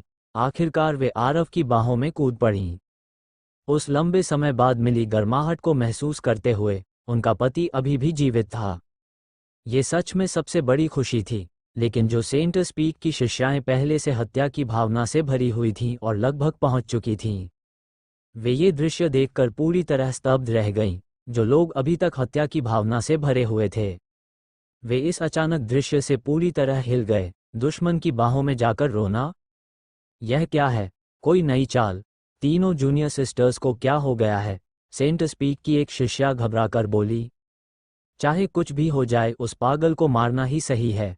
100 एलिफेंट रेल्म के 5वें स्तर की एक प्रतिभाशाली शिष्या गरजी। मार डालो। जो लोग पहले स्तब्ध थे वे फिर से आगे बढ़ पड़े। सेंट स्पीक की सुंदर शिष्याएं, जिनकी आभा किसी भी पुरुष से कम नहीं थी, फिर से हमला करने लगीं। सिर्फ इसलिए कि सेंट स्पीक में सब महिलाएं थीं, इसका मतलब यह नहीं था कि वे कमजोर थीं। जब लड़ाई की बात आती थी तो वे पुरुषों से भी ज्यादा निर्दयी हो सकती थीं। आरव अभी तीनों महिलाओं को गले लगाए हुए था, लेकिन उससे पहले कि वो कुछ कर पाता, सेंट स्पीक की शिष्याएं फिर से हमला करने पहुंच गईं। आरव ने बेबसी से आह भरी, फिर उसके शरीर से भयानक शक्ति फूट पड़ी। एक भयावह ऊर्जा तरंग उसके शरीर से चारों ओर फैल गई। धड़ाम! क्या ये कैसे संभव है? सेंट स्पीक की कई शिष्याएं आरव की आभा से ही पीछे धकेल दी गईं। आरव ने एक कदम तक नहीं हिलाया। उसने सिर्फ अपनी आभा छोड़कर ही सेंट स्पीक की शिष्याओं को पीछे हटा दिया। दोनों पक्षों की ताकत में अंतर बहुत ज्यादा था। वे एक ही स्तर पर थे ही नहीं। धतेरे की वह इतना शक्तिशाली कैसे हो सकता है? कितना भयानक! उसने सिर्फ अपनी आभा से हमें पीछे धकेल दिया। बहुत ताकतवर। सेंट स्पीक की शिष्याएं सदमे में थीं, लेकिन उनमें से कोई घायल नहीं हुआ था। आरव ने बहुत संयम रखा था। ये लोग उसकी पत्नियों के लिए खड़ी हुई थीं, वो उन्हें कैसे चोट पहुंचा सकता था?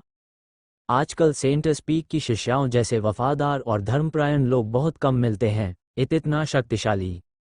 ये तो अविश्वसनीय है, अफवाहें सच थीं। उसने सिर्फ अपनी आभा से सेंट स्पीक की सभी शिष्याओं को पीछे धकेल दिया। देखो, क्या तुम्हें नहीं लगता कि उसकी बाहों में मौजूद सेंट स्पीक की वे तीनों शिष्याएं उसे पहले से जानती हैं? जैसा कि कहा जाता है, जो लोग खुद मामले में शामिल होते हैं वे अक्सर भ्रमित हो जाते हैं, जबकि दर्शक चीज़ों को साफ देख लेते हैं। आसपास मौजूद दर्शकों ने सब कुछ साफ साफ देख लिया था। मामला वैसा नहीं लग रहा था जैसा सेंट स्पीक की शिष्याएं सोच रही थीं। क्या ये तीनों महिलाएं सच में जान देने के लिए लड़ने जा रही थीं?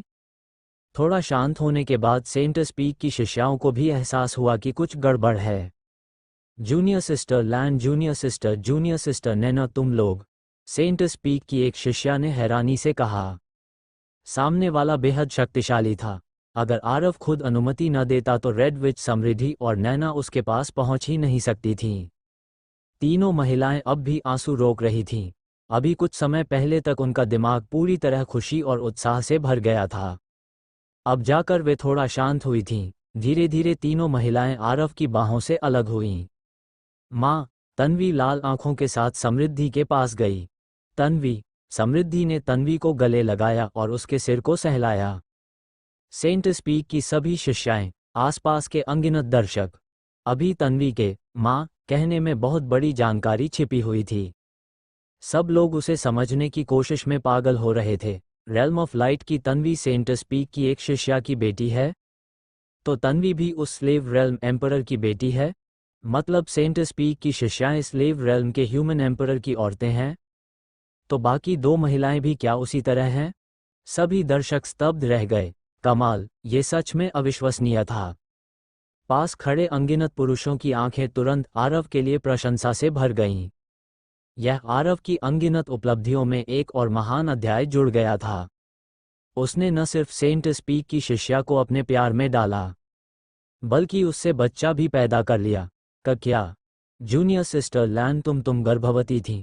सेंट स्पीक की शिष्याएं इतनी चौंक गईं कि लगभग बेहोश होने वाली थीं। रेल्म ऑफ लाइट की तन्वी सच में सेंट स्पीक की शिष्या से पैदा हुई थी? और उनका सबसे बड़ा दुश्मन असल में सेंट स्पीक की शिष्याओं का आदमी था? माफ़ कीजिए सीनियर सिस्टर्स, सच ये है कि सेंट स्पीक में शामिल होने से पहले ही हम आरव के साथ थे। रेड विच ने अपराध बोध से सिर झुकाकर कहा। होम जूनियर सिस्टर, तुम भी उस पागल की औरत हो, एक शिष्या ने अविश्वास से चीखते हुए कहा। और मैं भी, माफ़ कीजिए सीनियर सिस्टर्स, नैना ने भी शर्म से माफ़ी मांगी। ये सुनकर सेंट स्पीक की शिष्याएं और भी ज़्यादा स्तब्ध हो गईं। हम तुम सबसे यह बात छिपाना नहीं चाहती थी, बस समझ नहीं पा रही थी कि इसे कैसे बताएं, समृद्धि ने तन्वी को पकड़े हुए धीरे से कहा। तीनों महिलाओं के चेहरे पर अपराध बोध साफ दिखाई दे रहा था। सेंट स्पीक में उनका जीवन बहुत अच्छा था। अधिकतर फेलो डिसाइपल्स उनके साथ बेहद अच्छा व्यवहार करती थीं। तुम सबने, हे भगवान, हमारा सेंट स्पीक तो खत्म हो गया। क्या तुम्हें सेक्ट रूल्स की बिल्कुल परवाह नहीं रही? सेंट स्पीक की शिष्याएं लगभग पागल हो चुकी थीं। सेंट स्पीक में शामिल होने का मतलब था सभी प्रेम संबंधों को त्याग देना। लेकिन समृद्धि, रेड विच और नैना ने तो रोज़ ही वहीं जड़ बनकर खड़ी रह गई। वह पहले आरव को जल्द से जल्द मार डालना चाहती थी, लेकिन उसने अभी हमला नहीं किया था, क्योंकि वह अच्छी तरह जानती थी कि आरव बहुत ज़्यादा शक्तिशाली था। वो उसका मुकाबला कर ही नहीं सकती थी। सब लोग मुझे माफ़ कर दीजिए, आरव ने कहा। लव चुपचाप एक तरफ खड़ा था। तन्वी अब भी अपनी माँ का हाथ पकड़े हुए थी। उसी समय दूर से जानवी हांफती हुई आखिरकार पहुंच गई। क्या मैं कुछ मिस कर गई? जानवी बहुत दूर थी, इसलिए उसने पहले की बहुत सारी बातें नहीं सुनी थीं। जब वो पहुंची तब दोनों पक्ष आमने सामने खड़े थे। माहौल बेहद अजीब था। अब दर्शकों को भी इन लोगों का रिश्ता समझ में आ गया। उनका अंदाज़ा सच निकला था। यह आदमी सच में अविश्वसनीय था। स्लेव रेल्म का ह्यूमन एम्परर सेंट स्पीक की 3 शिष्याओं को अपनी औरत बना चुका था। रुको, इसका मतलब क्या वे महिलाएं भी स्लेव रेल्म से हैं? पास खड़े एक दर्शक ने अचानक चौंक कर कहा। अब जाकर उसे उन महिलाओं का रिश्ता पूरी तरह समझ आया। इतनी देर बाद सबको एहसास हुआ, ये सभी लोग असल में स्लेव रेल्म के जीव थे। हर गुट चाहे छोटा हो या बड़ा अपने अपने स्लेव रेल्म्स रखता था। ये स्लेव रेल्म्स उनके लिए सीक्रेट रेल्म्स जैसे होते थे, बस आकार और उपयोग अलग अलग होते थे। कुछ ट्रेनिंग के लिए इस्तेमाल होते थे, कुछ मेडिसिनल गार्डन्स की तरह, और कुछ तो सिर्फ दासों को पालने के लिए बनाए जाते थे। सामान्यतः स्लेव रेल्म्स के जीवों को इंसानों से हीन माना जाता था, लेकिन किसने सोचा था कि उनके सामने खड़े ये लोग सिर्फ स्लेव बीइंग्स नहीं, बल्कि बेहद भयावह शक्तिशाली अस्तित्व थे। सेंट स्पीक की बहुती शिष्याएं अब भी सदमे में थीं और लंबे समय तक संभल नहीं पा रही थीं। और तभी धड़ाम, बूम, दूर एक टूटा हुआ तारा अचानक चकनाचूर हो गया। एक आकृति जो असीम हत्या की इच्छा और युद्ध भावना से भरी हुई थी वहां से बाहर निकली। उसके शरीर के चारों ओर रक्तिम आभा थी। उसकी युद्ध भावना से पूरा तारों भरा आकाश कांपने लगा और गूंज उठा। तुम दुष्ट आदमी, आज मैं कशिश तुम्हें जरूर मार डालूंगी। हाँ, आने वाली और कोई नहीं बल्कि कशिश थी। कशिश हत्या की इच्छा से भरी हुई थी। उसने अभी अभी सेंट स्पीक की महान विशेषज्ञ द्वारा छोड़े गए सुप्रीम ट्रूथ का एक हिस्सा समझा था। और तभी उसे खबर मिली कि आरव आ चुका है। गुस्से में वो तुरंत बाहर निकल आए। अब उसकी युद्ध भावना और हत्या की इच्छा पहले से भी अधिक भयानक हो चुकी थी। उसके शरीर से निकलती आभा इतनी शक्तिशाली थी कि तारों भरा आकाश अस्थिर होने लगा। यहां तक कि उसके फटने के संकेत दिखाई देने लगे। आह! कशिश गर्जी एक कदम आगे बढ़ी और उसकी आभा अचानक विस्फोटित हो गई। उसकी कल्टिवेशन सीधे 100 मैनिफेस्टेशंस रेल्म के 5वें स्तर से 6ठे स्तर पर पहुंच गई। लेकिन यह अंत नहीं था। उसकी शक्ति लगातार बढ़ती रही।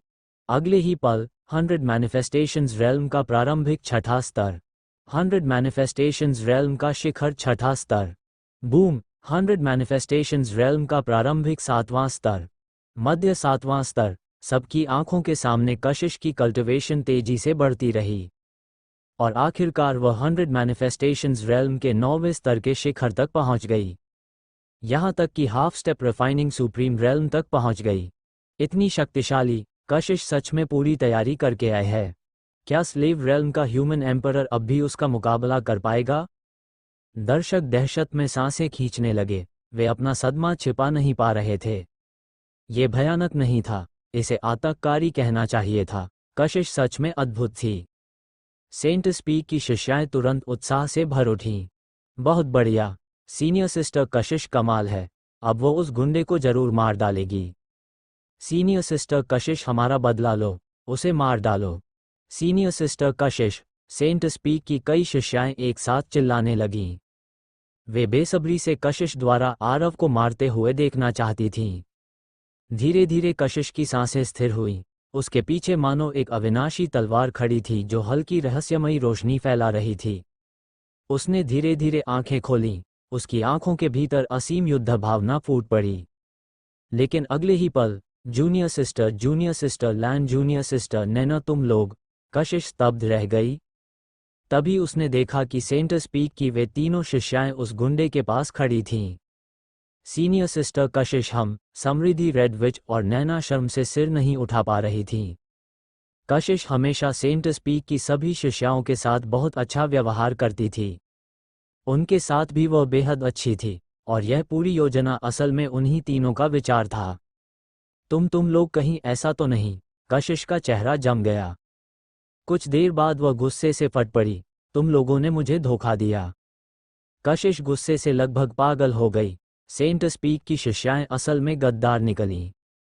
और ये तीनों महिलाएं उसी गुंडे से जुड़ी हुई थीं जिसने उसे पीटा था। वे उसी गुंडे की औरतें थीं। जब उसने ये सब सोचा और पहले की सारी घटनाएं याद कीं, आह, तुम दुष्ट आदमी, मैं तुम्हें टुकड़े टुकड़े कर दूंगी। कशिश की हत्या की इच्छा और भी प्रबल हो गई। उसकी आंखों की युद्ध भावना विस्फोटित हो उठी। उसके आसपास का शून्य धीरे धीरे टूटने लगा और अनगिनत दरारें दिखाई देने लगीं। बहुत शक्तिशाली, आरव ने सिर हिलाया। उसके चेहरे पर कोई घबराहट नहीं थी, लेकिन उसने कशिश की ताकत को स्वीकार किया। अपनी जान दे दो। कशिश पागलों की तरह आरव की ओर झपटी। उसे पूरा विश्वास था कि आरव अब मर चुका है। लव एक कदम आगे बढ़ा। उसके शरीर से सुनहरी रोशनी फूट पड़ी। वो अपने पिता की जगह लड़ना चाहता था। मैं संभाल लूंगा, आरव ने शांत स्वर में कहा। लव ने सिर हिलाया और पीछे हट गया। तन्वी पूरी तरह अपनी मां के साथ खड़ी थी। वह बेहद खुश थी और इस लड़ाई को बिल्कुल गंभीरता से नहीं ले रही थी। समृद्धि, क्रिम्सन लेडी और नैना के चेहरे जटिल और बेचैन थे। वे दोनों पक्षों को रोकना चाहती थीं। आरव शायद उनकी बात सुन लेता, लेकिन क्या कशिश सुनती? बिल्कुल नहीं। उन्हें आरव की सुरक्षा की चिंता नहीं थी। उन्हें अब कशिश की चिंता हो रही थी, क्योंकि चाहे कशिश कितनी भी मजबूत हो जाए, उनकी नज़र में वो आरव का मुकाबला नहीं कर सकती थी। मार डालो। कशिश के सिर के ऊपर एक विशाल फैंटम डार्क स्वॉर्ड प्रकट हुई। उससे भयावह आभा निकल रही थी। हालांकि तलवार भ्रम जैसी थी, लेकिन वो मानो वास्तविक अस्तित्व रखती हो। आरव ने एक कदम आगे बढ़ाया और अगले ही पल वो कशिश से हजारों फीट दूर पहुंच गया। कशिश द्वारा बनाई गई फैंटम डार्क स्वॉर्ड शून्य को चीरती हुई ऊपर से नीचे गिरी। उस तलवार के वार में असीम हत्या की इच्छा थी, साथ ही पिछले 100 वर्षों से आरव के प्रति जमा उसका सारा घृणा भाव भी। मर जाओ। कशिश ने अपनी लाइफ एसेंस जला दी और सीक्रेट टेक्निक का उपयोग करके इस वार को और भी शक्तिशाली बना दिया। आसपास मौजूद अनगिनत लोग दहशत में भर गए। कशिश का ये हमला उनकी कल्पना से भी कहीं ज्यादा भयानक था। लेकिन आरव पूरी तरह शांत रहा। उसने हल्की सांस लेकर कहा, बहुत शक्तिशाली है लेकिन अभी भी काफी नहीं। आरव ने अपना दाहिना हाथ ऊपर उठाया और स्पिरिचुअल पावर से तारों भरे आकाश में एक विशाल हाथ बना दिया। वह हाथ सुनहरी रोशनी से चमक रहा था। उसमें अत्यंत भयावह शक्ति समाई हुई थी। आरव द्वारा बनाया गया वह विशाल हाथ सीधे कशिश की तलवार को पकड़ लिया। बहुत आसानी से। क्या? कशिश का चेहरा तुरंत बदल गया। वह पूरी तरह स्तब्ध रह गई। उसका सबसे शक्तिशाली हमला इतनी आसानी से रोक लिया गया? नहीं, ये सिर्फ रोकना नहीं था, बल्कि पूरी तरह नजरअंदाज करना था। आरव ने बिना किसी प्रयास के उसकी तलवार पकड़ ली थी। मैंने कहा था तुम बहुत कमजोर हो, आरव ने शांत स्वर में कहा। फिर उसके विशाल हाथ ने जोर लगाया। धड़ाम, पुफ। कशिश द्वारा बनाई गई विशाल तलवार तुरंत टूट गई। वो अनगिनत प्रकाश कणों में बदलकर शून्य में गायब हो गई। हमले के प्रतिघात से कशिश ने खून उगल दिया और पीछे की ओर उड़ गई। उसका सबसे शक्तिशाली हमला। उसने सेंटस पीक की सर्वोच्च विरासत को समझकर अपना सबसे ताकतवर वार छोड़ा था, लेकिन सामने वाले ने उसे इतनी आसानी से खत्म कर दिया और उसे गंभीर रूप से घायल भी कर दिया। कशिश पूरी तरह टूट गई। यह उसके लिए विनाशकारी झटका था। उसे विश्वास ही नहीं हो रहा था कि यह सच है। ऐसा क्यों हो रहा है? कशिश ने खून उगलते हुए कहा और उसका शरीर अनियंत्रित होकर पीछे उड़ता चला गया। सीनियर सिस्टर कशिश, ये कैसे संभव है? सीनियर सिस्टर कशिश? सेंटस पीक की अनगिनत शिष्याएं घबराकर चिल्लाईं और तुरंत कशिश की ओर दौड़ पड़ीं। ये सच में अविश्वसनीय था। सामने वाले ने सिर्फ एक वार में कशिश को हरा दिया। पास खड़े दर्शक सदमे में जमे रह गए।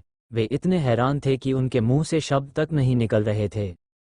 अभी कुछ समय पहले कशिश का वो तलवार वार ऐसा लग रहा था मानो सब कुछ नष्ट कर देगा, लेकिन उसे इतनी आसानी से रोक लिया गया और उल्टा कशिश खुद गंभीर प्रतिघात का शिकार हो गई।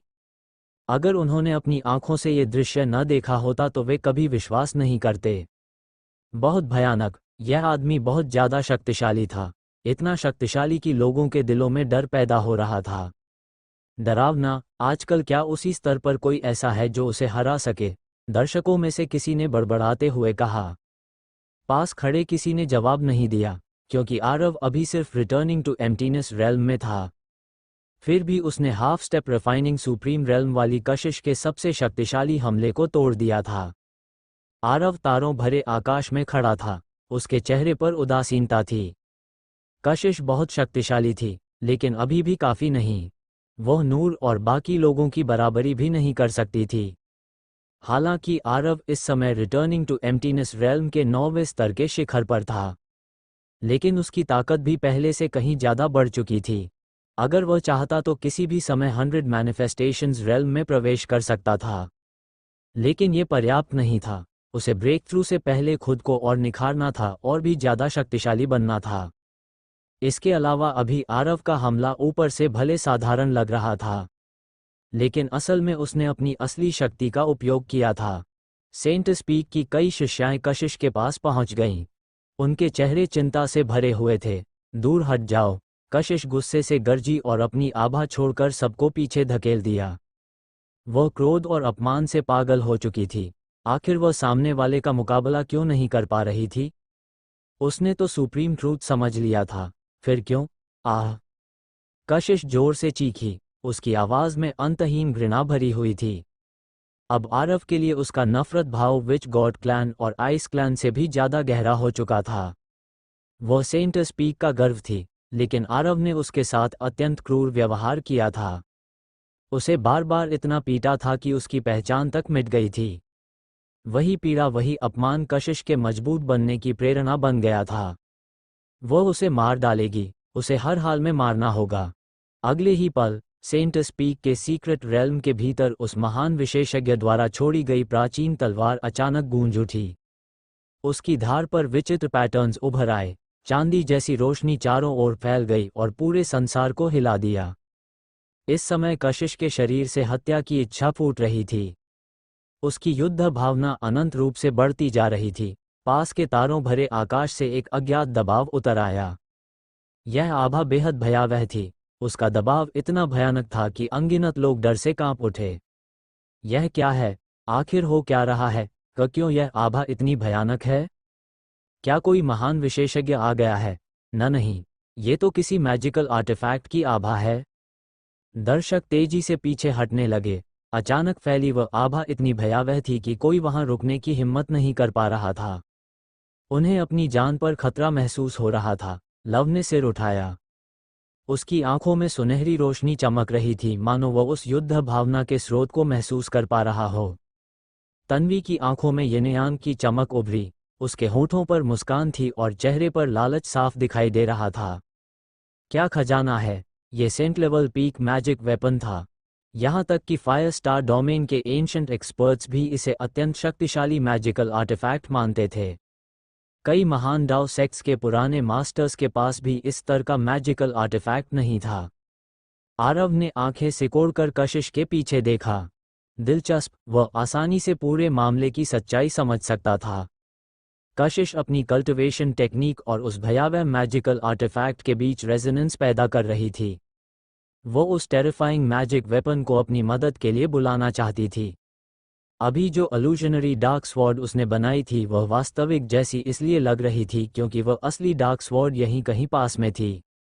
उस तलवार और कशिश की टेक्निक्स के रेजोनेंस ने उसके हमले को इतना शक्तिशाली बना दिया था। कशिश की युद्ध भावना आसपास की जगह को ठंडा कर रही थी।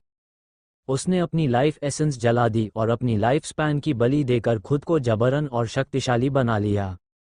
उसे खुद को उस स्तर तक पहुंचाना था जहां वह सेंट स्पीक की उस महान तलवार को संभाल सके। सेंट लेवल मैजिकल आर्टिफैक्ट्स ऐसी चीजें नहीं थीं जिन्हें कोई भी कैजुअली नियंत्रित कर सके। अगर ताकत कम हो तो इस स्तर के मैजिकल आर्टिफैक्ट को नियंत्रित करना असंभव होता है।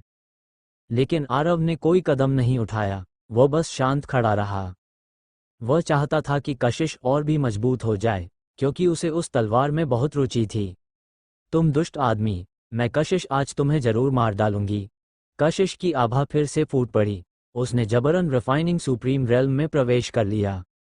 बूम, धड़ाम, मिल्की वे कांप उठा और कशिश के शरीर से भयावह आभा फैलने लगी। पास मौजूद सभी दर्शक स्तब्ध रह गए। वह रिफाइनिंग सुप्रीम रेल्म के प्रारंभिक प्रथम स्तर में पहुंच गई है।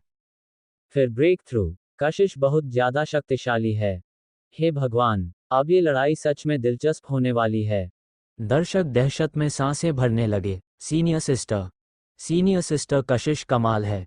अब जब सीनियर सिस्टर कशिश रिफाइनिंग सुप्रीम रेल्म में पहुंच गई हैं तो वह उस दुष्ट आदमी को जरूर मार देंगी। सेंट स्पीक की शिष्याएं भी उत्साह से चिल्लाने लगीं। वे बेसब्री से कशिश को आरव को मारते देखना चाहती थीं। लेकिन आरव ने हल्के से सिर हिलाया और आह भरी। दूसरे लोग शायद कशिश की असली स्थिति न समझ पाएं, लेकिन आरव उसे एक नज़र में समझ गया था। असल में कशिश सच में रिफाइनिंग सुप्रीम रेल्म में नहीं पहुंची थी। यहाँ तक कि 100 मैनिफेस्टेशंस रेल्म का 9वां स्तर भी उसने जबरदस्ती हासिल किया था। ये बिल्कुल वैसा था जैसे पौधे को खींचकर बड़ा करने की कोशिश करना। इससे उसे कोई लाभ नहीं मिलने वाला था। अब सेंट लेवल मैजिक वेपन को नियंत्रित करने के लिए उसने खुद को जबरन रिफाइनिंग सुप्रीम रेल्म तक धकेल दिया था। ऐसी जबरन ब्रेक थ्रू से उसकी कल्टिवेशन कभी स्थिर नहीं हो पाएगी। कशिश का रिफाइनिंग सुप्रीम रेल्म अस्थायी था, कुछ समय बाद वह फिर नीचे गिर जाएगी। यहाँ तक कि 100 मैनिफेस्टेशंस रेल्म के 9वें स्तर को भी बनाए रखना मुश्किल होगा। भविष्य में दोबारा रिफाइनिंग सुप्रीम रेल्म तक पहुंचना उसके लिए और भी कठिन हो जाएगा। अपनी फाउंडेशन को ठीक करने में उसे सैकड़ों शायद हजारों साल लग जाएंगे। इसकी कीमत बहुत भारी थी। ये औरत सच में पागल है। आरव ने आह भरते हुए सिर हिलाया। मेरा तुम्हारे प्रति कोई बुरा इरादा नहीं था, फिर तुम इतनी जिद्दी क्यों हो? हे हा बुरा इरादा, जिद। कशिश पागलों की तरह हंसने लगी। उसके शरीर से ब्लड एनर्जी उफान मार रही थी।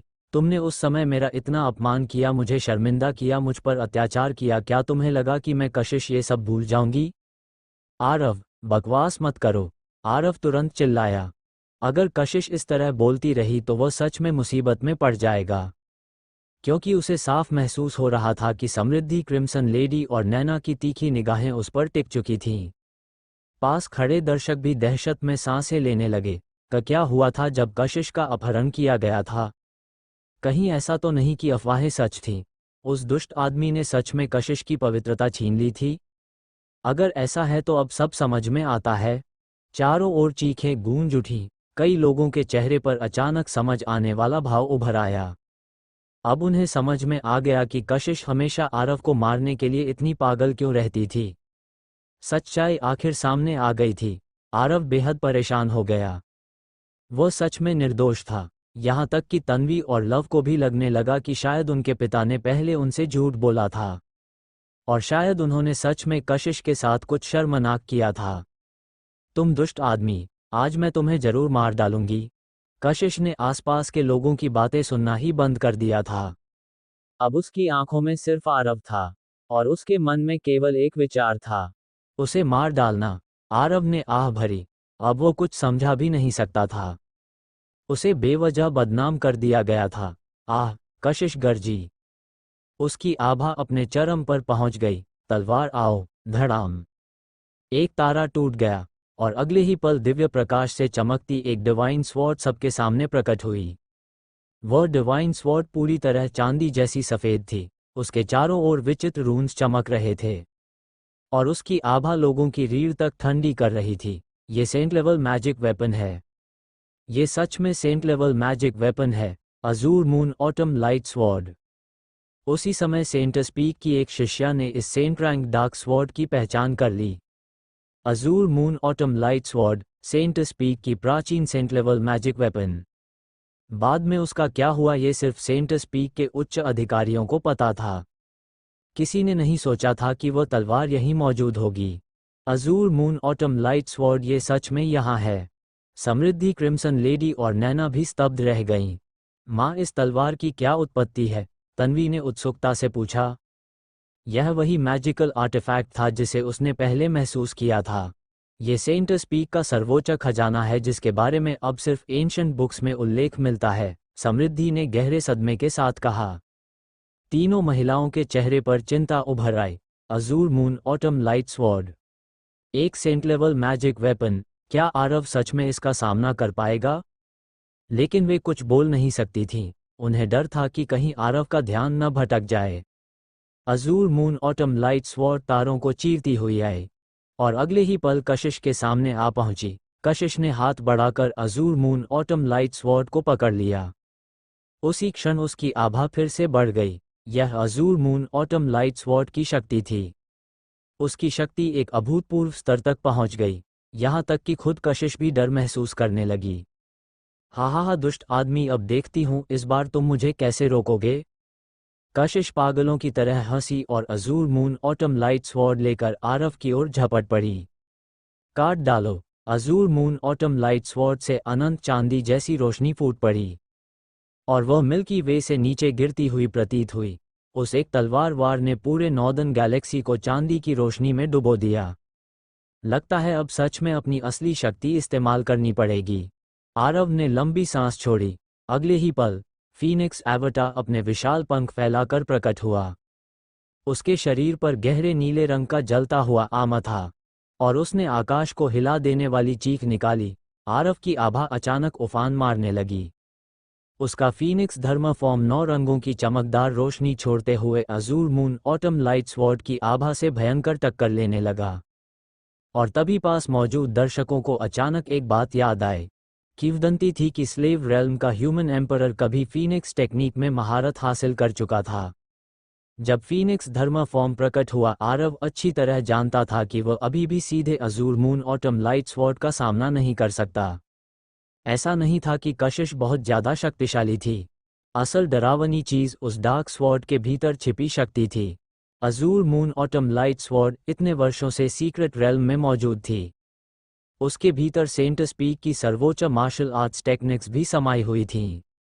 इसलिए उसका असाधारण होना स्वाभाविक था। आरव ने गहरी सांस ली। अगले ही पल उसके जैसे दिखने वाले 3 क्लोन्स प्रकट हुए। तीनों क्लोन्स से भयावह आभाएं निकल रही थीं। हर क्लोन के भीतर आतंककारी शक्ति फूट रही थी। और फिर वे सभी एक साथ कशिश पर टूट पड़े। बेकार है। कशिश गुस्से से गरजी। हालांकि आरव के तीनों क्लोन्स बहुत शक्तिशाली थे, लेकिन Azzur moon autumn light sword ने उन्हें बेरहमी से काट डाला और वे शून्य में गायब हो गए। तो फिर इसे आजमा कर देखो। तीनों क्लोन्स के गायब होते ही आरव खुद आगे बढ़ा। फीनिक्स इमेज मानो आग से बना हुआ एक क्रोधित फीनिक्स बन गया। उसकी ज्वालाओं ने तारों भरे आकाश में अनगिनत दरारें जला दीं। कोई फायदा नहीं, मर जाओ। कशिश गरजी और उसकी तलवार नीचे गिरी। फीनिक्स के विशाल पंख फैल गए। उससे भयावह आभा फूट रही थी। दोनों पक्षों की टक्कर हुई। बूम, धड़ाम। क्षण भर में दोनों के बीच से अत्यंत शक्तिशाली और भयावह ऊर्जा विस्फोटित हुई। पास की गैलेक्सीज टूटने लगीं। यहाँ तक कि जो दर्शक पहले ही दूर भाग चुके थे वे भी दोबारा उड़कर और पीछे जा गिरे। सेंट स्पीक की शिष्याएं पीले चेहरे के साथ घबराकर पीछे हट गईं। समृद्धि, क्रिम्सन लेडी और नैना को ऐसी भयावह आभा महसूस हुई जिसने लगभग उन्हें दबा दिया। लव एक कदम आगे बढ़ा। उसने सबके सामने खड़े होकर उनकी रक्षा की और उस भयावह ऊर्जा को रोक लिया जो उनकी ओर बढ़ रही थी। आरव, वह ठीक रहेगा ना? तीनों महिलाएं बेहद चिंतित थीं। वह तलवार वार बहुत डरावना था। चिंता मत करो पिता, बिल्कुल ठीक रहेंगे, तन्वी मुस्कुराकर बोली। क्यों? समृद्धि ने उलझन में पूछा। क्रिम्सन लेडी और नैना ने भी तन्वी की ओर देखा। पास मौजूद सभी लोगों में सिर्फ लव और तन्वी ही समझ पा रहे थे कि आरव आखिर करना क्या चाहता है। क्योंकि पिता उस मैजिक वेपन को अपने अधीन करना चाहते हैं, तन्वी ने समझाया। अगर वे चाहते तो अभी कशिश को मार सकते थे। यहाँ तक कि अगर उसके पास सेंट लेवल मैजिक वेपन भी हो तब भी कोई फर्क नहीं पड़ता। लेकिन पिता जानबूझकर उसे रोक रहे हैं और उस मैजिक वेपन को जबरदस्ती दबाकर उसे अपने अधीन करना चाहते हैं। तो क्या तुम्हारे पिता खतरे में पड़ सकते हैं? नहीं, तन्वी ने पूरी निश्चितता के साथ सिर हिलाया। अगर कोई खतरा हुआ तो पिता किसी भी समय कशिश को मार देंगे। बिना मास्टर के मैजिक वेपन की शक्ति बहुत कम हो जाएगी। तन्वी की बात सुनकर तीनों महिलाओं ने आखिर राहत की सांस ली। लेकिन फिर वे कशिश के लिए चिंतित होने लगीं। उन्हें डर था कि कहीं आरव सच में आखिर में कशिश को मार ना डाले। हालांकि आरव की तुलना में लड़कियों की नज़रों में कशिश की स्थिति खांसी स्पष्ट रूप से ज़्यादा ऊंची नहीं थी। धड़ाम, boom, boom. Azzur moon autumn light sword की स्वॉर्ड लाइट और फीनिक्स धर्म फॉर्म की 9 रंगों वाली रोशनी अब भी एक दूसरे से भिड़ी हुई थी। आरव का चेहरा पूरी तरह शांत था। वह लगातार हैंड सील्स बना रहा था जिससे फीनिक्स धर्म फॉर्म और भी शक्तिशाली होता जा रहा था। धतेरे की यह बहुत ज्यादा है, कशिश गुस्से से चीखी। वो सेंट लेवल मैजिक वेपन इस्तेमाल कर रही थी, फिर भी सामने वाले को मार नहीं पा रही थी। वह ये स्वीकार नहीं कर सकती थी, और चाहे जो हो जाए वो आरव को मारना चाहती थी। उसे बिल्कुल अंदाज़ा नहीं था कि अगर आरव सच में उसे मारना चाहता तो वो बहुत पहले मर चुकी होती। Azzur moon autumn light sword बेहद शक्तिशाली और अविश्वसनीय रूप से मजबूत थी। लेकिन कशिश का शरीर और प्राइमोर्डियल स्पिरिट उस स्तर पर नहीं थे। उसकी कल्टिवेशन बिना जड़ों वाले तैरते पौधे जैसी थी। वह लंबे समय तक टिक ही नहीं सकती थी। आह! आरव गरजा। उसने दोनों हाथ जोड़ लिए और उसके फीनिक्स एवटार की ज्वालाएं और भी भयंकर हो गईं। यहाँ तक कि उन्होंने Azzur moon autumn light sword की स्वॉर्ड लाइट को दबाना शुरू कर दिया। पास मौजूद अनगिनत लोग स्तब्ध रह गए। वह सच में सेंट लेवल मैजिक वेपन का सामना कर सकता है। हे भगवान, वह आखिर किस स्तर पर है? Returning to void realm. ये झूठ है, बिल्कुल झूठ। कोई इंसान बिना किसी शक्तिशाली मैजिक वेपन के सिर्फ अपनी ताकत से सेंट लेवल मैजिकल आर्टिफैक्ट के हमले का सामना कर सकता है? अपनी आंखों से देखने के बाद भी वे इस पर विश्वास नहीं कर पा रहे थे। ये दृश्य सच में अविश्वसनीय था। तुम पुफ! कशिश ने खून उगल दिया। उसका चेहरा लाल हो गया था। अब वो और नहीं टिक सकती थी।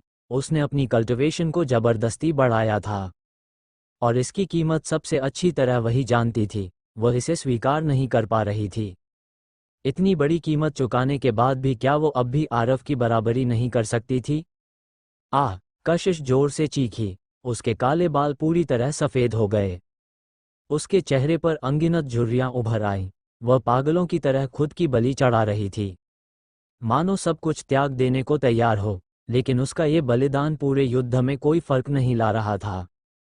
असल में वर्तमान लड़ाई आरव और Azzur moon autumn light sword के बीच थी। इसका कशिश से लगभग कोई संबंध नहीं था। तलवार मेरे अधीन हो जाओ! आरव गरजा। फीनिक्स धर्म फॉर्म से भयावह दबाव फूटा और उसने Azzur moon autumn light sword को अपनी ओर खींचना शुरू कर दिया। Azzur moon autumn light sword गूंज उठी। वह अपना क्रोध और असंतोष प्रकट कर रही थी। Boom! Azzur moon autumn light sword से और भी भयावह आभा निकलने लगी। आज्ञाकारी बनो! आरव फिर गरजा और फीनिक्स धर्म फॉर्म से निकलने वाला दबाव और भी शक्तिशाली हो गया। Azzur moon autumn light sword और अधिक तीव्रता से कांपने लगी। वह ये स्वीकार नहीं कर पा रही थी कि वह एक saint level magic weapon returning to void realm के एक मानव युवक द्वारा डांटी जा रही है। मैजिकल आर्टिफैक्ट्स के भीतर भी स्पिरिट होती है और होली ग्रेड मैजिकल आर्टिफैक्ट्स का अपना घमंड भी होता है। वह कैसे इतनी आसानी से झुक सकती थी? Azure moon autumn light sword Aarav को मारना चाहती थी, लेकिन चाहे जितनी कोशिश करती उसका कुछ नहीं बिगाड़ पा रही थी। और उसे पकड़ने वाली कशिश पहले ही अपनी सीमा तक पहुंच चुकी थी। अब उससे और अधिक शक्ति निकलवाना तो दूर, वह खुद बैकलैश के कारण मौत के कगार पर थी। 9 रंगों की रोशनी पूरे नॉर्दर्न रीजन को ढक चुकी थी। धीरे धीरे वह Azzur moon autumn light sword की चांदी जैसी रोशनी को निगलने लगी। पुफ! कशिश ने खून उगला। अब वह उस दबाव को सह नहीं पा रही थी। खून उगलते ही उसने मजबूरी में Azzur moon autumn light sword पर अपनी पकड़ छोड़ दी। वह पूरी तरह अपनी सीमा तक पहुंच चुकी थी। उसका शरीर और स्पिरिट दोनों एक साथ बेहोशी की अवस्था में चले गए। उसके बाल पूरी तरह सफ़ेद हो चुके थे, चेहरा सूखकर बूढ़ा हो गया था और वह बिना किसी प्रतिक्रिया के पीछे उड़ गई। सीनियर सिस्टर कशिश! सीनियर सिस्टर कशिश! सेंट स्पीक की शिष्याएं चीखते हुए उसकी ओर दौड़ीं। सीनियर सिस्टर कशिश! यहाँ तक कि समृद्धि क्रिम्सन लेडी और नैना भी घबरा उठीं। वे तुरंत कशिश की स्थिति देखने जाना चाहती थीं। चिंता मत करो, वह मरी नहीं है, तन्वी ने कहा। उसकी आंखों में यिन-यांग ऊर्जा घूम रही थी। वह एक नज़र में कशिश की असली स्थिति देख सकती थी। वह सिर्फ बेहोश हुई थी। बेशक जागने के बाद उसकी हालत बहुत अच्छी नहीं होने वाली थी। उसकी कल्टिवेशन गिरना तय था, लेकिन वह आखिर किस स्तर तक गिरेगी यह कोई नहीं जानता था। जो दर्शक अभी अभी डरकर भागे थे वे अब स्तब्ध खड़े थे। क्या यह इंसान भी है? किसी ने दहशत में कहा, क्योंकि आरव ने नंगे हाथों से सेंट लेवल मैजिक वेपन का सामना किया था। ये सच में अविश्वसनीय था। देखो वह आदमी अब क्या करने वाला है, भीड़ में किसी ने अचानक चीखकर कहा। क्योंकि मामला अभी खत्म नहीं हुआ था। कशिश के हाथ से छूटने के बाद Azzur moon autumn light sword भागने की तैयारी कर रही थी। उस युवा मानव की ताकत बहुत भयावह थी, लेकिन आरव उसे भागने कैसे देता? भागने की कोशिश कर रही हो? पहले मुझसे पूछा था, आरव ने ठंडे स्वर में कहा और Azzur moon autumn light sword का रास्ता रोक लिया। Azzur moon autumn light sword गूंज उठी। उसके आसपास का शून्य फटने लगा और दरारें फैलती चली गईं। खून मेरे अधीन हो जाओ, आरव बोला। Azzur moon autumn light sword चांदी जैसी रोशनी छोड़ते हुए तुरंत उस पर हमला कर बैठी। यह उसके न झुकने का संकेत था, लेकिन आरव ने एक मुक्के से उसकी स्वॉर्ड औरा तोड़ दी। Azure moon autumn light sword पूरी तरह क्रोधित हो गई। अकेले उसकी ताकत रिफाइनिंग सुप्रीम रेल्म तक पहुंच सकती थी, लेकिन रिफाइनिंग सुप्रीम रेल्म पर्याप्त नहीं था। सामने वाला इंसान बहुत ज्यादा भयावह था। उसके पास भागने या छिपने का भी मौका नहीं था। अगर तुम झुकना नहीं चाहती तो मैं तुम्हें पीट पीट कर झुकाऊंगा, आरव गरजा। अब वो उससे बहस करने में आलसी हो चुका था। उसने सीधे हमला शुरू कर दिया। फीनिक्स धर्म फॉर्म गूंज उठा। आरव पल भर में Azzur moon autumn light sword के सामने पहुंच गया। उसने क्रिम्सन हेवन डेमन फ्लेम से उसे जलाना शुरू कर दिया। साथ ही अनगिनत भयावह फिस्ट बीम्स बरसाने लगा। बूम, धड़ाम, बूम। पास मौजूद अनगिनत लोग पूरी तरह स्तब्ध रह गए। कौन विश्वास करेगा कि रिटर्निंग टू वॉइड रेल्म का ये युवा इंसान इस समय saint grade magic weapon azure moon autumn light sword की बेरहमी से पिटाई कर रहा है? Azure moon autumn light sword क्रोध से कांप रही थी, लेकिन वो बिल्कुल असहाय थी। आरव निर्दयी था। उसे इस बात से फर्क नहीं पड़ता था कि सामने वाला किस स्तर का मैजिक वेपन है। उसे हर हाल में उसे अपने अधीन करना था। तलवार, मैं तुम्हें चेतावनी देता हूँ। मेरी नज़रों में जो चीज़ मेरी नहीं है उसका कोई मूल्य नहीं। अगर तुम झुकोगी नहीं तो मैं दया नहीं दिखाऊंगा। भले मैं तुम्हें पूरी तरह नष्ट न कर सकूं, लेकिन तुम्हें गंभीर रूप से घायल जरूर कर सकता हूं, आरव ने गहरे स्वर में कहा। उसकी आभा एक बार फिर फूट पड़ी। सेंट लेवल मैजिकल आर्टिफैक्ट्स बेहद मजबूत होते हैं। आरव की वर्तमान क्षमता से उन्हें पूरी तरह नष्ट करना असंभव था, लेकिन उन्हें गंभीर रूप से क्षतिग्रस्त करना अब भी संभव था। बाकी तरीकों को छोड़ भी दें। सिर्फ क्रिम्सन स्काई डेमन फ्लेम की भयावह शक्ति ही azure moon autumn light sword को संभालने नहीं दे रही थी। Azure moon autumn light sword अच्छी तरह समझ चुकी थी कि यह मानव मजाक नहीं कर रहा था। वो क्रोधित थी, झुकना नहीं चाहती थी, और उसने विरोध जारी रखा। अब भी नहीं मानी। बहुत अच्छा, आरव ने हमला जारी रखा। वह लगातार Azzur moon autumn light sword को पीटता रहा। ये सीख पूरे 3 घंटे तक चली। इस दौरान आसपास की गैलेक्सीज टूट गईं। दर्जनों प्लैनेट्स नष्ट हो गए। दर्शक इतने स्तब्ध थे कि उनके पास बोलने के लिए शब्द नहीं बचे थे। कई लोगों ने कशिश की ओर दया भरी नजरों से देखा। अच्छा हुआ सेल्स फेरी बेहोश है, वरना ये दृश्य देखकर शायद गुस्से में मर जाती, एक दर्शक ने कहा। पास खड़े सभी लोगों ने तुरंत सहमति में सिर हिलाया। ये बात सच थी। कशिश का स्वभाव इस तरह का अपमान सहन ही नहीं कर सकता था। उसने सेंट स्पीक की सेंट ग्रेड मैजिकल आर्टिफैक्ट को बुलाया था, और अब लगता था वो जल्द ही आरव की हो जाएगी। आरव की वर्तमान ताकत देखकर सिर्फ सामान्य रिफाइनिंग सुप्रीम रेल्म एक्सपर्ट्स ही नहीं, बल्कि शायद रिफाइनिंग सुप्रीम रेल्म के 9वें स्तर के पीक एक्सपर्ट्स भी उसका कुछ नहीं बिगाड़ सकते थे। आखिरकार Azzur moon autumn light sword ने विरोध करना बंद कर दिया। उसकी गूंज रुक गई, और उसने समर्पण स्वीकार कर लिया। अगर शुरू से आज्ञाकारी रहती तो कितना अच्छा होता। आरव ने अपना दाहिना हाथ आगे बढ़ाया। Azzur moon autumn light sword धीरे धीरे आकर उसकी हथेली पर टिक गई। आरव ने सेंट स्पीक के सबसे महान खजाने को अपने अधीन कर लिया, संतस्तरीय जादुई हथियार। इस स्तर का खजाना आम लोगों की समझ से परे था। इसके अंदर एक आत्मा थी और तलवार का आकार छोटा बड़ा हो सकता था। आरव ने अपनी हथेली में मौजूद Azzur moon autumn light sword को देखा और गहरी सांस छोड़ी। अभी अभी उसने इस तलवार को दबाने में बहुत ऊर्जा खर्च की थी। आरव ने सेंट स्पीक की शिष्याओं के बीच बेहोश पड़ी कशिश की तरफ देखा। बेवकूफ औरत, आरव हल्का हंसा। अगर संभव होता तो वह सच में कशिश का व्यक्तिगत रूप से धन्यवाद करना चाहता। इस बार का माहौल सच में शानदार था। उसे सिर्फ 3 पत्नियां ही नहीं मिली, बल्कि एक संतस्तरीय जादुई हथियार भी मिल गया। पिताजी, आरव, तन्वी, लव, समृद्धि, क्रिम्सन, लेडी नैना और हर समय साथ रहने वाली जानवी तेजी से आरव की तरफ दौड़ी और पलक झपकते ही उसके पास पहुंच गईं। पिताजी, तन्वी मुस्कुराई। उसकी नज़रें Azzur moon autumn light sword पर टिकी थीं और उसकी आंखों में लालच व उत्साह साफ दिखाई दे रहा था। समृद्धि, रेड विच और नैना इस बात की चिंता कर रही थी कि आरव घायल तो नहीं हुआ। क्या तुम ठीक हो? तुमने तो हमें डरा ही दिया था। आरव की पत्नियां अब पहले जैसी कम उम्र की नहीं रही थीं। 300 साल बीत चुके थे और उनकी मासूमियत काफ़ी हद तक खत्म होकर परिपक्वता में बदल चुकी थी।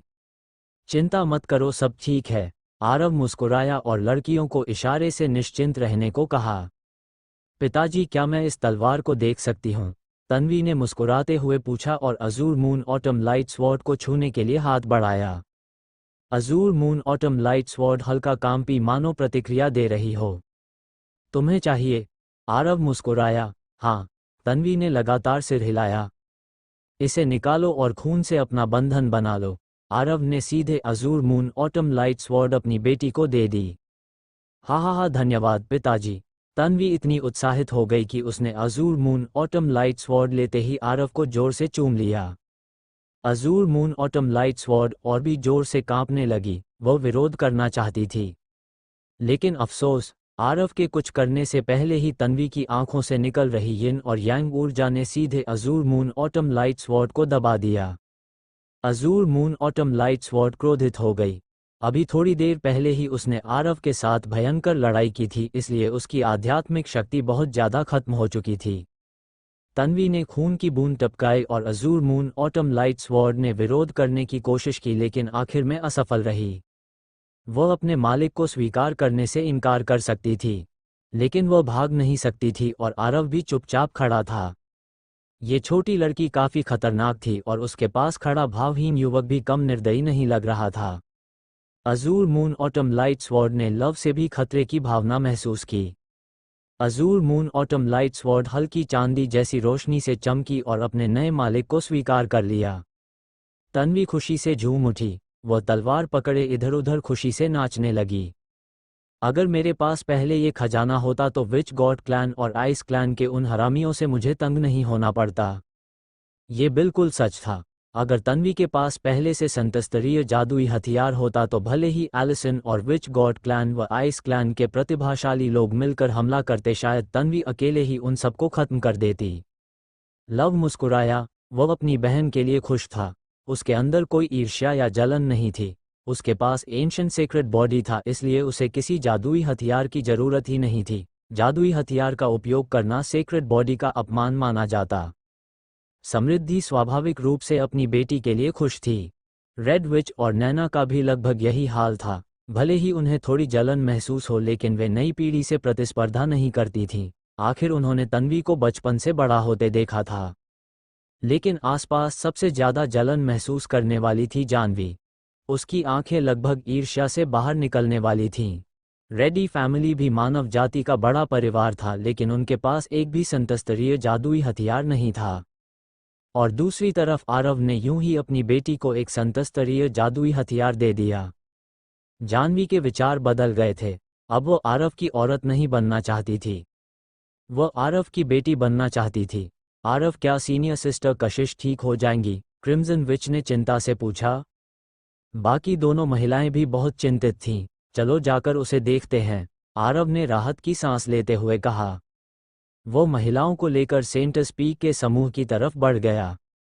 जैसे ही आरव पास पहुंचा, सेंट स्पीक की शिष्याएं गुस्से से भर गईं और अपने जादुई हथियार निकालकर सतर्क हो गईं। एक कदम भी आगे मत बढ़ना, रुको, यहां तुम्हारा स्वागत नहीं है। अगर तुम और पास आए तो हम तुम्हें मार देंगे। सेंट स्पीक की शिष्याएं बेहद क्रोधित थीं, लेकिन जिसने आरव को मारने की बात कही थी वह बोलते ही स्तब्ध रह गई। उसे एहसास हुआ कि उसने सीमा पार कर दी। अगर उनमें सच में आरव को मारने की ताकत होती तो क्या कशिश की यह हालत होती? क्या हालात इतने बुरे हो चुके थे? चिंता मत करो, मेरा कोई बुरा इरादा नहीं है, मैं सिर्फ देखने आया हूं, आरव ने शांत स्वर में कहा। हाँ, हम सीनियर सिस्टर कशिश को लेकर चिंतित हैं, रेड विच ने जल्दी से कहा। हमें देखने दो, कुछ नहीं होगा, आरव बुरा इंसान नहीं है, समृद्धि ने कहा। हम सिर्फ ये देखना चाहते हैं कि क्या हम किसी तरह मदद कर सकते हैं, नैना बोली। ठीक है। सेंट स्पीक की शिष्याएं एक तरफ हट गईं। आखिर कशिश अभी बेहोश थी और वे सभी असहाय थीं। सिर्फ बेहोशी उतनी डरावनी नहीं थी, डरावनी बात यह थी कि कशिश की स्थिति लगातार बिगड़ रही थी। अगर ऐसा ही चलता रहा तो वह जल्द ही निचले स्तर पर गिर जाएगी। इस समय उसकी आभा रिफाइनिंग सुप्रीम रेल्म और 100 मैनिफेस्टेशंस रेल्म के बीच डगमगा रही थी और वह किसी भी समय 100 मैनिफेस्टेशंस रेल्म में गिर सकती थी। आरव ने कशिश को देखा, फिर हल्की सांस छोड़कर सिर हिलाया।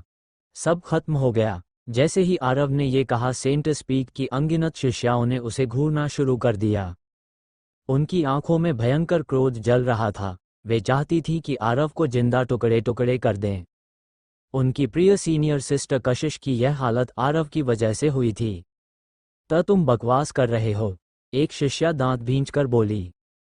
सही कहा, सीनियर सिस्टर कशिश नहीं मरेगी, सीनियर सिस्टर कशिश नहीं मरेगी। बाकी शिष्याएं भी चिल्लाने लगीं, यहाँ तक कि नैना, समृद्धि और क्रिम्सन लेडी ने भी गुस्से से आरव को घूरा।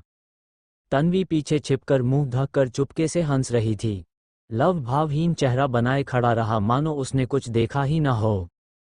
मैंने सब खत्म होने की बात कही थी। मैंने कब कहा कि वह मरने वाली है? तुम सब मुझ पर इतना भड़क क्यों रही हो? आरव हैरान था। क्या उसने कहा था कि कशिश मरने वाली है? नहीं, बिल्कुल नहीं। फिर ये औरतें उस पर इतना गुस्सा क्यों कर रही थीं? माउंट सेंट की औरतें सच में अजीब थीं।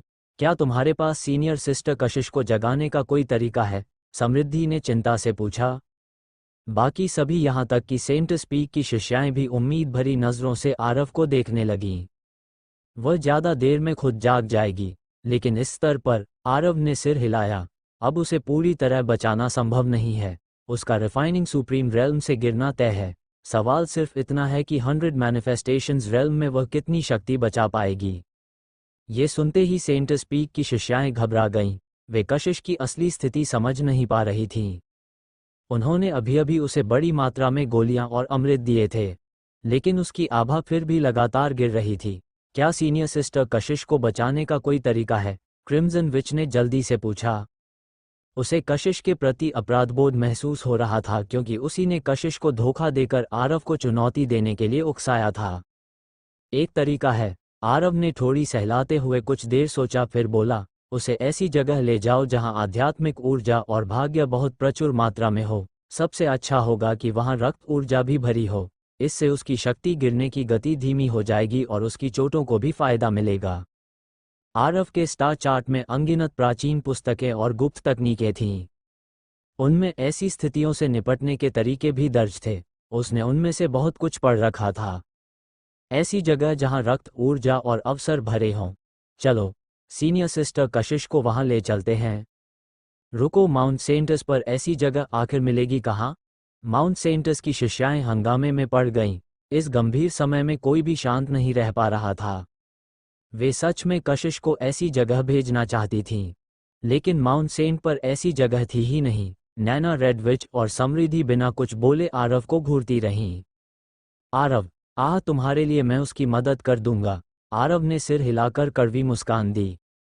कशिश ने जरूर इन लड़कियों के साथ बहुत अच्छा व्यवहार किया होगा, वरना वे ऐसा नहीं करती। और वैसे भी आरव अभी सेंट स्पीक से संतस्तरीय जादुई हथियार ले चुका था। उनके सबसे बड़े प्रतिभाशाली शिष्य को बचा भी रहा था और उसकी शक्ति भी बचाने की कोशिश कर रहा था। लग रहा था हिसाब बराबर हो गया। सच में, बहुत बढ़िया। समृद्धि, रेडविच और नैना खुशी से भर उठीं। सेंट स्पीक की शिष्याओं ने राहत की सांस ली, लेकिन फिर दोबारा सतर्क हो गईं। तुम्हारा कोई गलत इरादा तो नहीं है? सही कहा। सीनियर सिस्टर कशिश को घायल भी तुमने ही किया है। कहीं तुम उसे नुकसान पहुंचाने की कोशिश तो नहीं कर रहे? यह आदमी भरोसे के लायक नहीं है। हम सीनियर सिस्टर कशिश को इसके हवाले नहीं कर सकते। आरव ने बेबस होकर सेंट स्पीक की शिष्याओं को देखा और शांत स्वर में बोला, अगर तुम लोग मुझ पर भरोसा करती हो तो मैं कशिश को अपने साथ ले जाऊंगा, लेकिन तुम में से कोई बोझ मेरे साथ नहीं आएगा। कि किसे बोझ कहा तुमने? आदमी, क्या तुम मरना चाहते हो? सेंट स्पीक की एक और शिष्या गुस्से में सीमा पार कर गई। माउंट सेंट की औरतें सभी अजीब थीं। वे पुरुषों से नफरत करती थीं और यहाँ तक कि पुरुष दास भी रखती थीं। ऐसी प्रतिक्रिया देना उनके लिए सामान्य बात थी। अगर मैं सच में हमला कर दूं तो क्या तुम्हें लगता है कि मैं सिर्फ एक पाद मारकर तुम सबको नहीं मार सकता? आरव ने उपहास करते हुए सेंट स्पीक की शिष्याओं पर नजर डाली। वो माउंट सेंट की उन मूर्ख औरतों को साथ नहीं ले जाने वाला था, वे जरूरत से ज्यादा घमंडी थीं। अगर समृद्धि और क्रिम्सन लेडी वहां न होती तो आरव अब तक इन्हें सीधे दबा चुका होता। सेंट स्पीक की शिष्याएं गुस्सा करना चाहती थीं लेकिन सबने खुद को रोक लिया, क्योंकि सामने वाला सच में इतनी ताकत रखता था। अगर माहौल इतना गंभीर न होता तो तन्वी पेट पकड़कर हंस पड़ती। लव की आंखें फड़क उठी क्योंकि वह भी हंसी रोक रहा था। जानवी की प्रतिक्रिया भी लगभग तन्वी जैसी ही थी। हमें इस बारे में चर्चा करनी होगी, सेंट स्पीक की एक शिष्या बोली। लंबी चर्चा के बाद आखिरकार महिला शिष्याओं ने आरव को कशिश को साथ ले जाने की अनुमति दे दी। बेशक वे लगातार समृद्धि, क्रिम्सन लेडी और नैना को निर्देश देती रहीं। तुम लोगों को सीनियर सिस्टर कशिश का अच्छे से ख्याल रखना होगा। हम इस खलनायक को सीनियर सिस्टर कशिश को परेशान नहीं करने दे सकते। आखिर समृद्धि, क्रिम्सन लेडी और नैना सभी उसी संप्रदाय से थीं। भले ही उन्होंने पुरुष रखकर संप्रदाय के नियम तोड़े हों, लेकिन उनका रिश्ता अभी भी काफी गहरा था। चिंता मत करो, हम सीनियर सिस्टर कशिश का अच्छे से ध्यान रखेंगे। तीनों महिलाओं ने गंभीरता से वादा किया कि वे सीनियर सिस्टर कशिश के साथ कुछ भी गलत नहीं होने देंगी।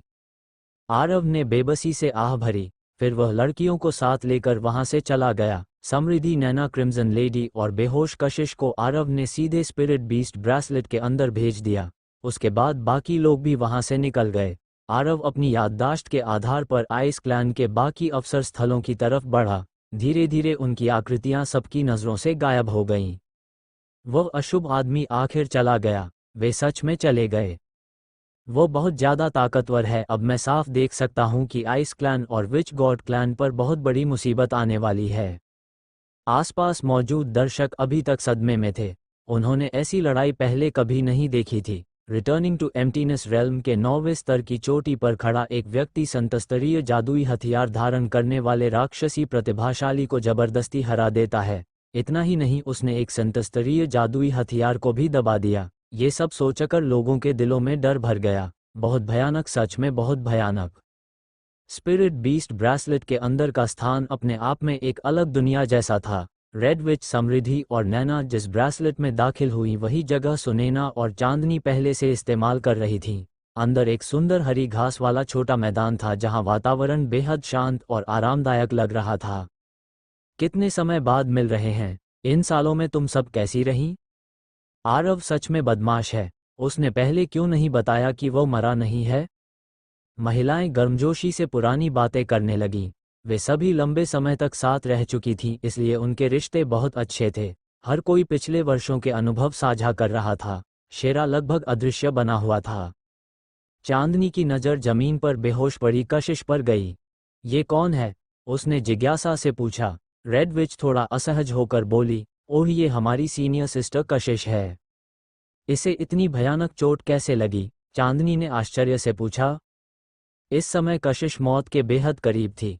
उसकी आध्यात्मिक शक्ति लगातार गिर रही थी, यहाँ तक कि चांदनी भी समझ सकती थी कि उसकी हालत बेहद गंभीर थी।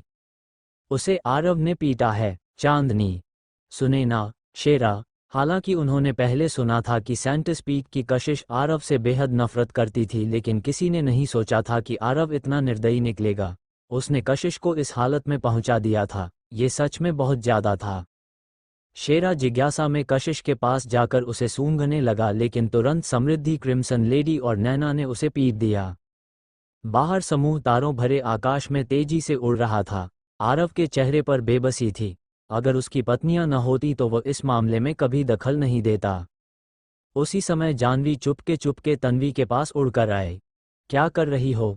तन्वी ने हैरानी से पूछा। उसे समझ नहीं आया कि जानवी इतनी रहस्यमय क्यों बन रही थी। ओ, मुझे तुमसे एक सवाल पूछना है। जानवी की आवाज बहुत धीमी थी। क्या तुम्हारे पिता की कितनी पत्नियां हैं? तन्वी, तुम्हें इससे क्या मतलब? तन्वी का चेहरा तुरंत सतर्क हो गया।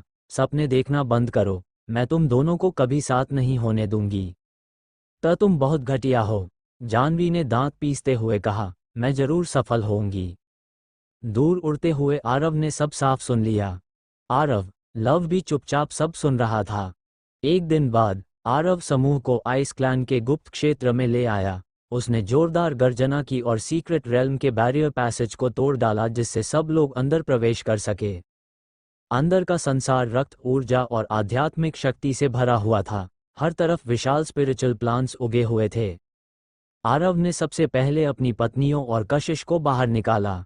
यही जगह है। यहाँ की स्पिरिचुअल एनर्जी कितनी घनी है। क्या यहाँ सच में सीनियर सिस्टर कशिश को बचाया जा सकता है? लड़कियां उत्सुकता से बोलने लगीं। इस समय कशिश का चेहरा सूखकर बूढ़ा हो चुका था। उसके सारे बाल सफ़ेद हो गए थे और उसका शरीर बेहद कमज़ोर लग रहा था। उसने ज़बरदस्ती रिफाइनिंग सुप्रीम रेल्म हासिल किया था, फिर अपनी लाइफ स्पैन बलिदान कर दी। उसके बाद उसका रेल्म गिर गया। उसने जो लाइफ स्पैन गंवाई थी वही उसकी मौत का आदेश बन चुकी थी। ठीक है, आरव ने सिर हिलाया। फिर उसने बेहोश कशिश को उठाया और सीधे पानी के एक तालाब में फेंक दिया। समृद्धि, स्कारलेट विच, नैना, जरा धीरे, उसे मार मत देना, नैना चिल्लाए। क्रिम्सन विच और समृद्धि ने भी आरव को खराब नजरों से घूरा। ओह गलती हो गई, चिंता मत करो, वह इतनी कमजोर नहीं है। आरव ने जल्दी से हाथ हिलाए। सुनैना, चांदनी और तन्वी ये देखकर हंसी रोक नहीं सकी। जानवी ने पानी में तैरती कशिश को दया भरी नजरों से देखा। कितनी दयनीय। उसे लगा कि शायद कशिश सेंट स्पीक के इतिहास की सबसे दुखद प्रतिभा बन चुकी थी। लव ने आह भरते हुए सिर हिलाया। उसे अफसोस था कि उसकी मां बाहर रह गई और सीक्रेट रेल्म में आने का मौका नहीं पा सकी, लेकिन शुक्र था कि उसकी मां सुरक्षित थी। इसके बाद आरव ने सीधे मिरियड मैनिफेस्टेशंस निकाला और तालाब के अंदर बार विशाल अरे बना दिया। ये स्पिरिट गैदरिंग अरे था। आसपास की स्पिरिचुअल एनर्जी और ब्लड एनर्जी लगातार कशिश के शरीर को पोषण देने लगी। तालाब के पानी में डूबी कशिश के चेहरे पर धीरे धीरे रंग लौटने लगा। ये देखकर रेड विच, समृद्धि और नैना ने आखिर राहत की सांस ली। इसके बाद वे सभी अलग अलग जगह कल्टिवेशन करने चली गईं। यहाँ तक कि शेरा भी चला गया। वे सभी मजबूत बनना चाहते थे ताकि आरव की गति के साथ चल सकें। फिर आरव ने जेड कॉल्ड्रन सेक्ट के जयंत और बाकी लोगों को भी बाहर निकाला और उन्हें भी कल्टिवेशन करने दिया। दूसरी तरफ सेंट स्पीक के गुप्त क्षेत्र में अब संतस्तरीय जादुई हथियार मौजूद नहीं था। इस गुप्त जगह में प्रवेश करने का तरीका केवल कशिश जानती थी। लेकिन इस समय रोजी वहां मौजूद था। उसके सामने रोशनी और छाया धुंधली थी। उसके शरीर से भयावह लहरें निकल रही थीं जिससे पूरा सीक्रेट रेल्म अस्थिर हो गया था। इतना ही नहीं, सीक्रेट रेल्म की सारी स्पिरिचुअल एनर्जी उसकी तरफ खींच रही थी और लगातार उसके शरीर में समा रही थी। पूरा सीक्रेट रेल्म तेजी से सूखता जा रहा था। रोजी की आभा लगातार मजबूत होती गई और धीरे धीरे अपने चरम तक पहुंचने लगी। उधर आरव और बाकी लोग जिस सीक्रेट रेल्म में थे वहां 7 दिन बीत चुके थे। कशिश अभी भी बेहोश थी। वह लगातार तालाब में डूबी हुई आसपास की स्पिरिचुअल एनर्जी से पोषण प्राप्त कर रही थी। लेकिन क्योंकि इस सीक्रेट रेल्म में बहुत ज़्यादा लोग आ चुके थे, यहाँ की स्पिरिचुअल एनर्जी तेजी से खत्म हो रही थी। आरव ने गिरीश, लावण्य और बाकी लोगों को फिर से स्पिरिट बीस्ट ब्रेसलेट में भेज दिया। अब यहाँ की सारी स्पिरिचुअल एनर्जी कशिश के लिए बचानी जरूरी थी, वरना आरव को उसे किसी दूसरे सीक्रेट रेल्म में ले जाना पड़ता। असल में आरव का कशिश पर ध्यान देने का कोई इरादा नहीं था। वह बस जल्दी से उसे जगह देना चाहता था। इसी समय आरव ने बड़ी मात्रा में खजाने बाहर निकाले। वह लूट का माल बांटना चाहता था। बॉस, यह मूर्ति क्या है? शेरा की आंखें चमक उठीं। वह उस मानव मुख और पशु शरीर वाली मूर्ति को घूर रहा था जिसे आरव छीन कर लाया था। उससे बेहद शक्तिशाली आभा निकल रही थी। मुझे नहीं पता, आरव ने सिर हिलाया और लापरवाही से वह मूर्ति शेरा की तरफ फेंक दी। शायद ये सिर्फ डेमन रेस के काम की चीज है, मेरे पास रहे तो बेकार है। अब आरव के पास बहुत सारी अच्छी चीजें थीं। वह पहले विवान के साथ ऑक्शन में गया था, फिर उसने विच गॉड क्लैन और आइस क्लैन के लोगों को लूट लिया था। लूटने के बाद उसने ज्यादातर चीजें इस्तेमाल नहीं की, बस संभाल कर रख लीं। आरव हंस पड़ा और अपने परिवार में खजाने बांटना शुरू कर दिया। एक तरफ शेरा बार बार उस मूर्ति को ध्यान से देख रहा था। आरव के पास sun destroying divine elixir, golden embryo, armour, mysterious mist, jade, heavenly egg और स्कॉर्पियन किंग पॉइजन ग्लेज जैसी कीमती वस्तुएं थीं। आरव बेहद उदार था। उसने लगभग सब चीजें अपने परिवार में बांट दीं। जो चाहिए ले लो, सीक्रेट स्टारी स्काई में आने के बाद आरव ने बहुत सारे खजाने लूटे थे। उसके पास संपत्ति की कोई कमी नहीं थी। तन्वी और लव ने स्वाभाविक रूप से कोई संकोच नहीं किया। सुनैना, चांदनी, नैना, समृद्धि और रेड विच भी चीजें उठाते हुए लगातार उसकी तारीफ कर रही थीं। अर्नव, तुम कमाल हो। हाँ, तुमने ये सब कैसे हासिल किया? उनकी तारीफ सुनकर आरव बेहद खुश हो गया और लड़कियों के साथ हंसी मजाक में बातें करने लगा। उसने बड़ी मात्रा में 100 स्टोन्स भी बांट दिए। उसके पास ओरिजिनियम इतनी ज्यादा थी कि अब वो सिर्फ एक संख्या बन चुकी थी। सीक्रेट रेल्म में आने के बाद उसने इतने दुश्मनों को मार डाला था कि उसे खुद याद नहीं था कितने। जयंत चारों तरफ देखता रहा। उसे महसूस हुआ कि आरव द्वारा निकाली गई लगभग हर चीज उसके किसी काम की नहीं थी। बॉस, ये स्कॉर्पियन किंग पॉइजनस क्रिस्टल मुझे दे दो, जयंत ने कहा। ले लो, जो चाहो करो। आरव ने लापरवाही से हाथ हिलाया, फिर जिज्ञासा से पूछा, लेकिन तुम्हें इसकी जरूरत क्यों है? ये चीज जयंत की वर्तमान क्षमता से कहीं ऊपर थी। ही, मैं कुछ और ज्यादा खतरनाक चीज पर शोध करना चाहता हूँ, जयंत ने शर्मीली मुस्कान दी। वो मुस्कान इतनी मासूम और सीधी लग रही थी, लेकिन वहां मौजूद हर किसी का चेहरा अजीब हो गया। सब जानते थे कि जयंत क्या सोच रहा है। यह आदमी भी आरव जितना ही निर्दयी था। आरव कुछ पल चुप रहा, फिर जैसे उसे अचानक कुछ याद आया। लिटिल वे, तुम्हें अपने बड़े भाई के साथ रहते कितने साल हो गए? आरव ने भावुक होकर पूछा। ओह, भूल गया। 600 साल से ज्यादा हो गए होंगे, जयंत ने सिर खुजाते हुए शर्मिंदगी से कहा। जब उसकी मुलाकात आरव से हुई थी तब वे रामपुर प्रीफेक्चर के रॉयल सीक्रेट रेल्म में थे। सभी लोग आरव को देखने लगे। उन्हें समझ नहीं आ रहा था कि वह क्या सोच रहा है। उसके चेहरे पर बेहद अजीब मुस्कान थी। खासतौर पर उसकी मुस्कान देखकर ऐसा लग रहा था जैसे उसके मन में कोई बुरी योजना चल रही हो। जयंत को भी ऐसा ही लगा, लेकिन वह समझ नहीं पाया कि गड़बड़ क्या है। लिटिल वे, तुम्हारे लिए एक शादी का रिश्ता कराऊं? आरव ने बहुत गंभीर चेहरा बनाकर कहा। शादी का रिश्ता? जयंत स्तब्ध रह गया, फिर उत्साहित होकर बोला, बिग ब्रदर, आप किससे मिलवाने वाले हैं? हूँ, निश्चित रूप से किसी बड़े वंश की देवी जैसी महिला से, आरव ने हाथ पीछे बांधते हुए आत्मविश्वास से कहा। कौन है? जयंत की रुचि तुरंत बढ़ गई। उसने होंठ भी चाट लिए। उसे वे दिन याद आ गए जब वह आरव के साथ जिंदल फैमिली और अरोरा फैमिली गया था। बाकी लोग भी उत्सुकता से आरव को देखने लगे। वे जानना चाहते थे कि आखिर वह किस वंश की देवी जयंत को देने वाला है। अगर जयंत वहां न होता तो शायद सभी पूछ बैठते कि क्या वह उसके योग्य भी है। ही सेंट स्पीक की कशिश। लिटिल वे, उसकी पसंद भी बिल्कुल तुम्हारी जैसी है। आरव ने तालाब में तैरती और मुंह से पानी उगलती कशिश की तरफ इशारा किया। एप्लीकेशन में रूथलेस एंड मैं उतना नहीं हूँ का आज रात थोड़ा अपलोडिंग स्टार्ट हो जाएगी। आप डेली इसके अप्रॉक्स मैक्सिमम जितने हो पाएंगे मेरे से पॉसिबल अपलोड करूँगा और मैक्सिमम चांस रहेंगे नेक्स्ट मंथ तक हम लोग से पूरा दोनों स्टोरीज़ को यूट्यूब के बराबर ला दूँगा। उसके बाद आपको कोई प्रॉब्लम नहीं होगी रेगुलर देखने में। और नई सीरीज़ भी एक अभी और डालूँगा, ड्रैगन प्रिंसेस की पड़ी हुई है और एक और नई डाल दूँगा आज। और बाकी आज अभी अपलोड कर रहा हूँ बाकी सीरीज़ की एपिसोड और कुछ मॉर्निंग में डाल दूँगा। मॉर्निंग या कॉलेज जाना होता है इस वजह से कभी भूल जाता हूँ। कल पॉसिबिलिटी होगा तो 12 बजे तक मैं डाल दूँगा। बाकी आज अभी 2 या 3 सीरीज़ हो पाएगी अपलोड।